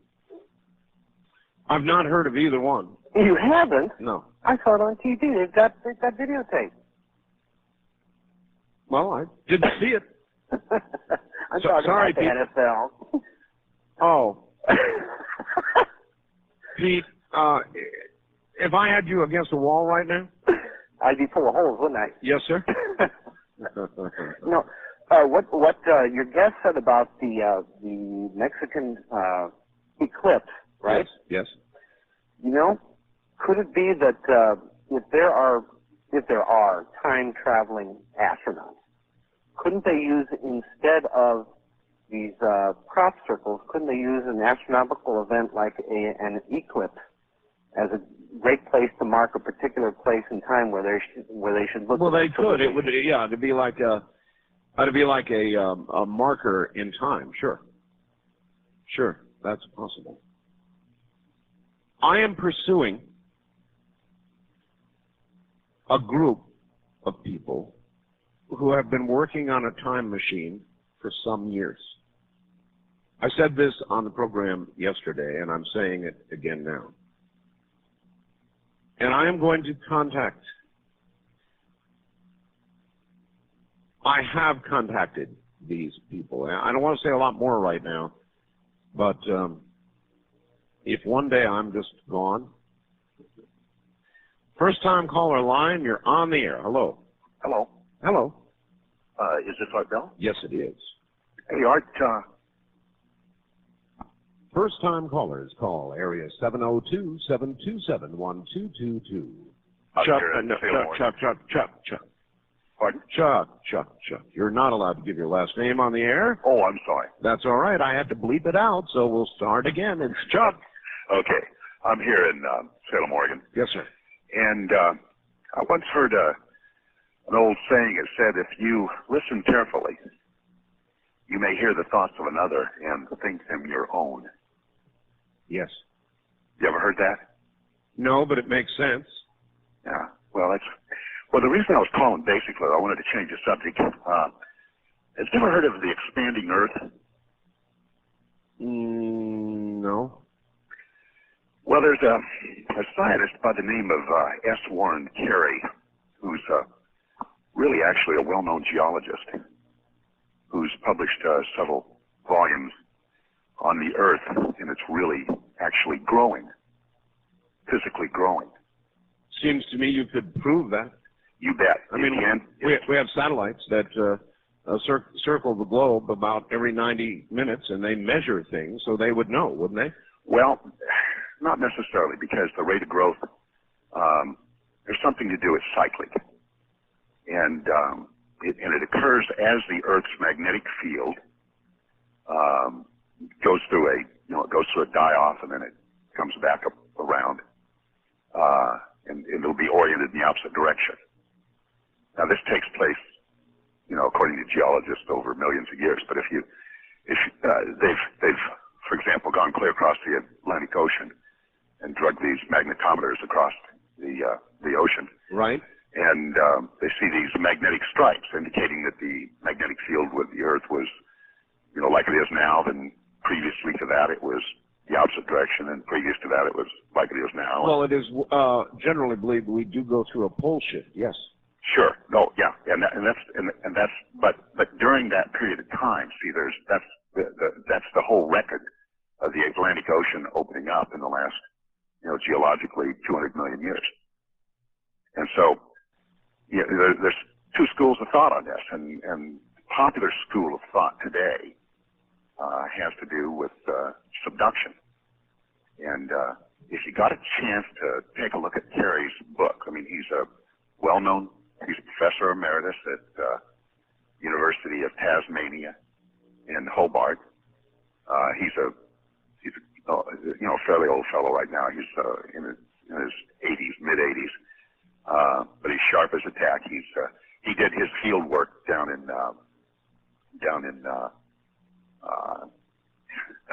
Borneo, and all right.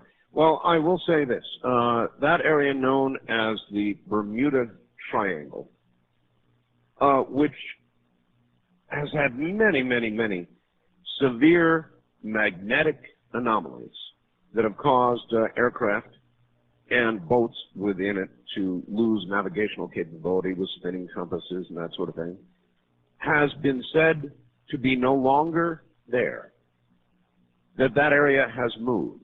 And there are some who speculate it may be now near Long Island, New York. I'll leave the rest to your imagination. First time caller line, you're on the air. Hi. Art? Yes. Oh, hi. Hi. This is Ron from Dixie, Idaho. Yes, Ron. And 7 years ago, and it'll be this February, 7 years, I had 3 massive heart attacks. And I went to the emergency hospital in Riverside, California. Mm-hmm. And I remember walking into the emergency and telling them that I thought I was having a heart attack. Right. And they took me in and put me on the table, and I don't remember much more after that until about a week later. Oh.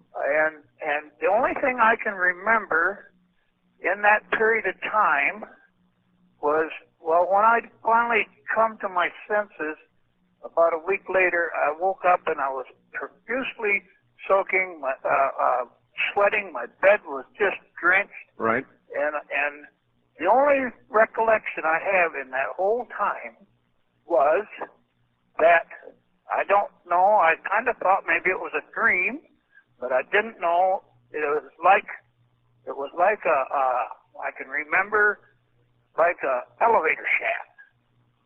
And it was just, but there was no cables or anything. It was just kind of like a square concrete shaft. I would say it seemed like it was probably 6 foot by 6 foot square. And I was just floating down. That's a bad sign. I know, I was floating down. Bad sign. And down below me was a mist. Kind of like fog, you know? Yes.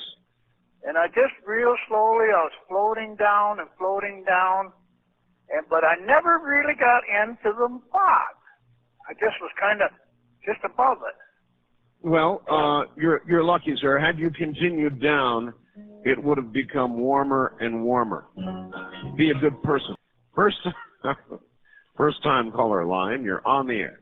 Yes, good morning, Art. This is Ken in Petaluma, California. Yes, hi. Hi, I enjoyed your first truth or trash version recently. It was fantastic, and it reminds me of this following incident now.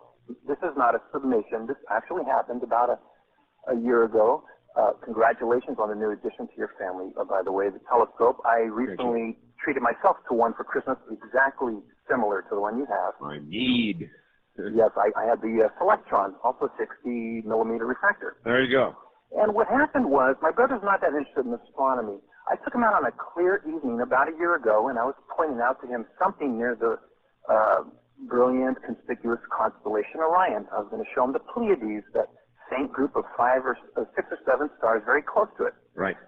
I said, here, you got to take a look at this, Mike. I shot my arm out up into the sky, and unfortunately, it turns out that I was up about 6 or 7 moon diameters, but I didn't know that.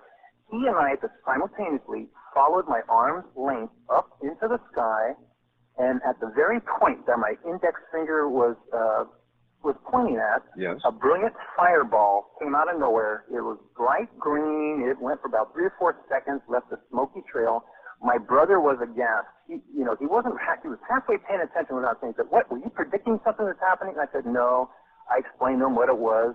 I said, Mike, what do you think the odds of that happening again? 100 to 1, 1,000,000 to 1? He said, 1,000,000 to 1. I said, Mike, it'll never happen again.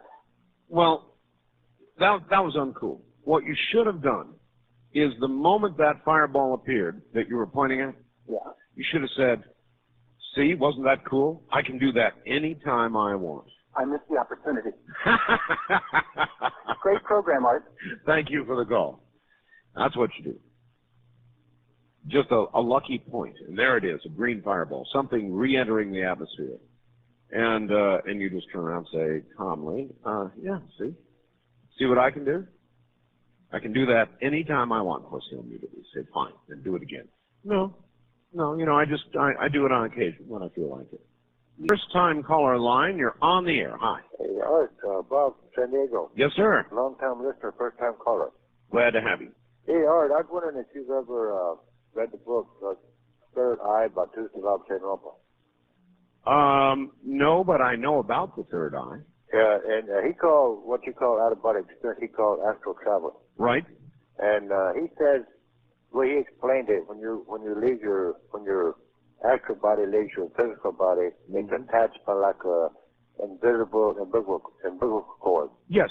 And if that cord snaps, then you're dead, you're gone. Well, I've always wondered about that. People talk about it, and they always say, you're safe. Don't worry about it. That cord cannot snap. But I had somebody on the air, I think it was Barbie Taylor, perhaps, who was talking about that, and I said, hey, how about all those people that die in their sleep? How do we know that their cord didn't snap? Right. And he said, well, actually, we don't. Yeah. So another thing you mentioned, too, you've been laying in bed and just be dozing off or almost sleeping, all of a sudden your whole body just jerks. Oh, yes. You experienced that? Oh, he said many times. That is your actual body starting to leave your body. And jump back. And jump back in. Jump back in there. Oh, no, I think that may be right. First time caller line, you're on the air. Hi. Hey, man. The first was Willie Nelson. The second was Johnny Cash. Okay. That's not really what I was calling. That's not really all there was, though. There was Waylon Jennings, Willie Nelson, Johnny Cash, and Chris Christopherson. Well, of course, I haven't heard the last 6 seconds of it. All right. Number one, I'd like to tell you that as a web developer, I really appreciate on your website the work that, of course, Keith Rowland is doing. Oh, it's incredible. Well, but aside from that, the actual transfer rate that I get from VNet, who is your actual internet service provider. That's right. I mean, I'm getting 4.8K, 5K a second. It is so much that for my next client, I've already lined up the fact that they're going to be using VNet because their primary concern was how fast stuff would download. A good choice. And their ZNet is about to put us on an even bigger server. Well, I'll tell you, I've seen it grow. I mean, a long time ago, I was impressed knowing the traffic that you got, how fast stuff still downloaded. But now, today I went on, and I was shocked how fast it can. But well, they may have done it. They may have made the move. It was going to be made in the first couple days of the week, so we may have gone to the new server. I'm not sure. It may have, because it was incredible tonight. Good. How fast it can. But the real reason I was calling, Art, is that, and I am a first-time caller in Oregon. My name's Justin. Yes, sir. But it was about kind of a truth or trash type call, except it doesn't really belong there because it's absolutely true. Okay. And it's about a trip I took to France, my junior year of high school, 1992. I went there. A friend of mine's parents owned a ranch out there, and I stayed there for a month. The whole time I was there, my friend kept pointing up to a mountain, saying that once when I was young, my father took me up to this mountain, and it was the funnest place I've ever been. And I agreed with him that I would take this journey. As my time there ended, I decided to go up to this mountain with my friend. And it was a heck of a time getting there at all. But by the time we arrived, we'd been hiking for hours. And the whole reason he wanted to get there was to inscribe his name on a tree that you could see even from his house in the rolling valleys out there. Yes. And he did so. But afterwards, we decided that we didn't just come there for that. We were going to hike around in what is actually the Black Forest, much spoken of in literature. Right. We hiked for hours. We hiked all over the place. We had a picnic in the middle of this forest, and I mean, nobody had been there forever. After hiking for hours and hours, we decided to rest our bones, and I saw the perfect place to sit down. There was two trees whose roots had grown together and formed almost a hammock in the ground, and we sat there lounging for another half hour. Right. Well, at that point, we decided to leave. But before I left, I said, you got to inscribe your name in the tree. I'm going to do the same. And so I got up, looked at these trees. They were ash trees, which have very smooth bark. Right. And they had been there for forever. They were huge, at least 6 feet trunks in diameter. And I got up looking for the perfect spot to inscribe my name. And I couldn't find it on the first tree in the hammock formation, so I started walking around the second tree. Okay, we got to hurry here. I'm there. Just as I found the perfect spot to inscribe my name, or my initials, I saw my initials already inscribed. Ooh. And they had been inscribed years, at least decades, I would expect, earlier. But absolutely, clearly my initials in oak bark, which, if you've ever seen, not oak, I mean ash bark, it is very smooth, but if you inscribe something and it stays there for a long time, the only reason I could tell it was very old was that, lichens and other growth had come in and it kind of expanded out a little, but it looked like for decades, my initials had been inscribed on that tree, and I'm telling you, this place had the foot traffic of maybe 10 people a year. I hear you. Well, that is very weird, sir, but it's still better than going to a graveyard and finding your own tombstone. Much better, I'm telling you. But if I may tell you the one thing that crossed my mind, the second I saw that, and I'm telling you, I was quite shocked because actually the first thing that struck my mind was that this is such a rare place that anyone would ever be begin with. I was shocked that anyone decided to inscribe their initials there. It wasn't a very monumental place. Maybe you perhaps should have considered that you were once there before. All right, here we go. First time caller line, you're on the air. Hello, Art. Hello. I'm on the air. Yes. Oh my God. Hey, I got to get on the level with you. I don't believe you're a gullible person, are you? Well, I don't know. I don't know what you mean by gullibility. Do I believe things that I sometimes cannot prove or touch? Is that what you're asking, or what do you? Then what do you mean? Well, I listened to your tapes. Somebody handed me the tapes on Major Ed Dames. Yes. With the remote viewing. Yes. And that's something that I can believe. But a lot of the things that he was talking about were things that can't really be proven, that are things that are believed on faith. And I was just wondering, next time you have him on, could you ask him to use his remote viewing with something that he can prove, like could he find Jimmy Hoffa's body or something like that? Okay. Because a lot of the things he said, like about the TWA life and things like that, well, nobody knows. Nobody knows. Well, they very well may, though, before it's all over. Sure. Well, So, anyway, no, I take your point. my name's Bob, and I'm from Spokane, and I've been listening for about a year, and I love you, and I look up to you, and it's just a great show. Keep it going. Happy to do it, Bob. I will ask for you, sure. That'll be a good one. But what if he came back and said, Jimmy Hoffa's body is under 25 feet of concrete in a football stadium in New Jersey? Now, who's going to go dig and try and find it? Who's going to prove it one way or the other? West of the Rock. Wildcard line, you're on the air. Yeah, Stephen, San Diego. I was calling about your religion idea about the drugs. Religion trying to stop drugs. Well, that's from yesterday's program, and the idea was that drugs are generally not smiled upon. Marijuana, for example, is what we were talking about, because it produces an altered state of euphoria that religions wish reserved for their own purview. Correct? Yeah. All right. Yeah, I tried to get through yesterday. Couldn't get through. All right. But actually, religiously, people who gave potions to people who acted like they were devil possessed, which would qualify for somebody who's on drugs, going through a bad trip, basically was burned at the stake and the like. I suspect that's probably had a bit to do with it and the like, but more recent times, of course, scientifically, what the person's doing is they're mimicking the natural opiates the body produces. And they're basically, well, the immune system, as the cells are dying, as they attach to the receptor sites and neurons of brain cells, T cells send out the lymphocytes, macrophages to engulf the brain cells if they're dead and dying, and you're digesting your brain out of your skull, basically.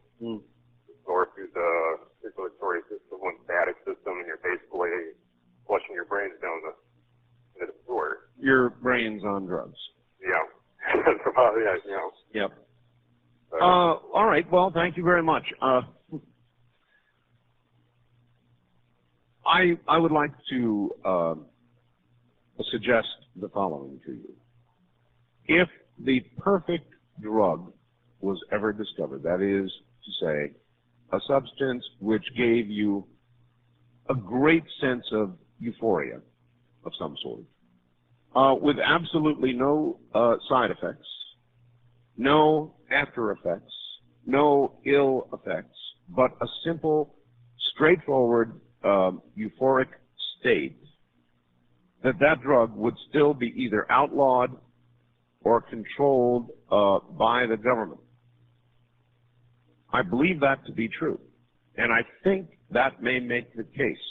Under no circumstances would the government or society in general want you to have a drug without consequence that would produce euphoria.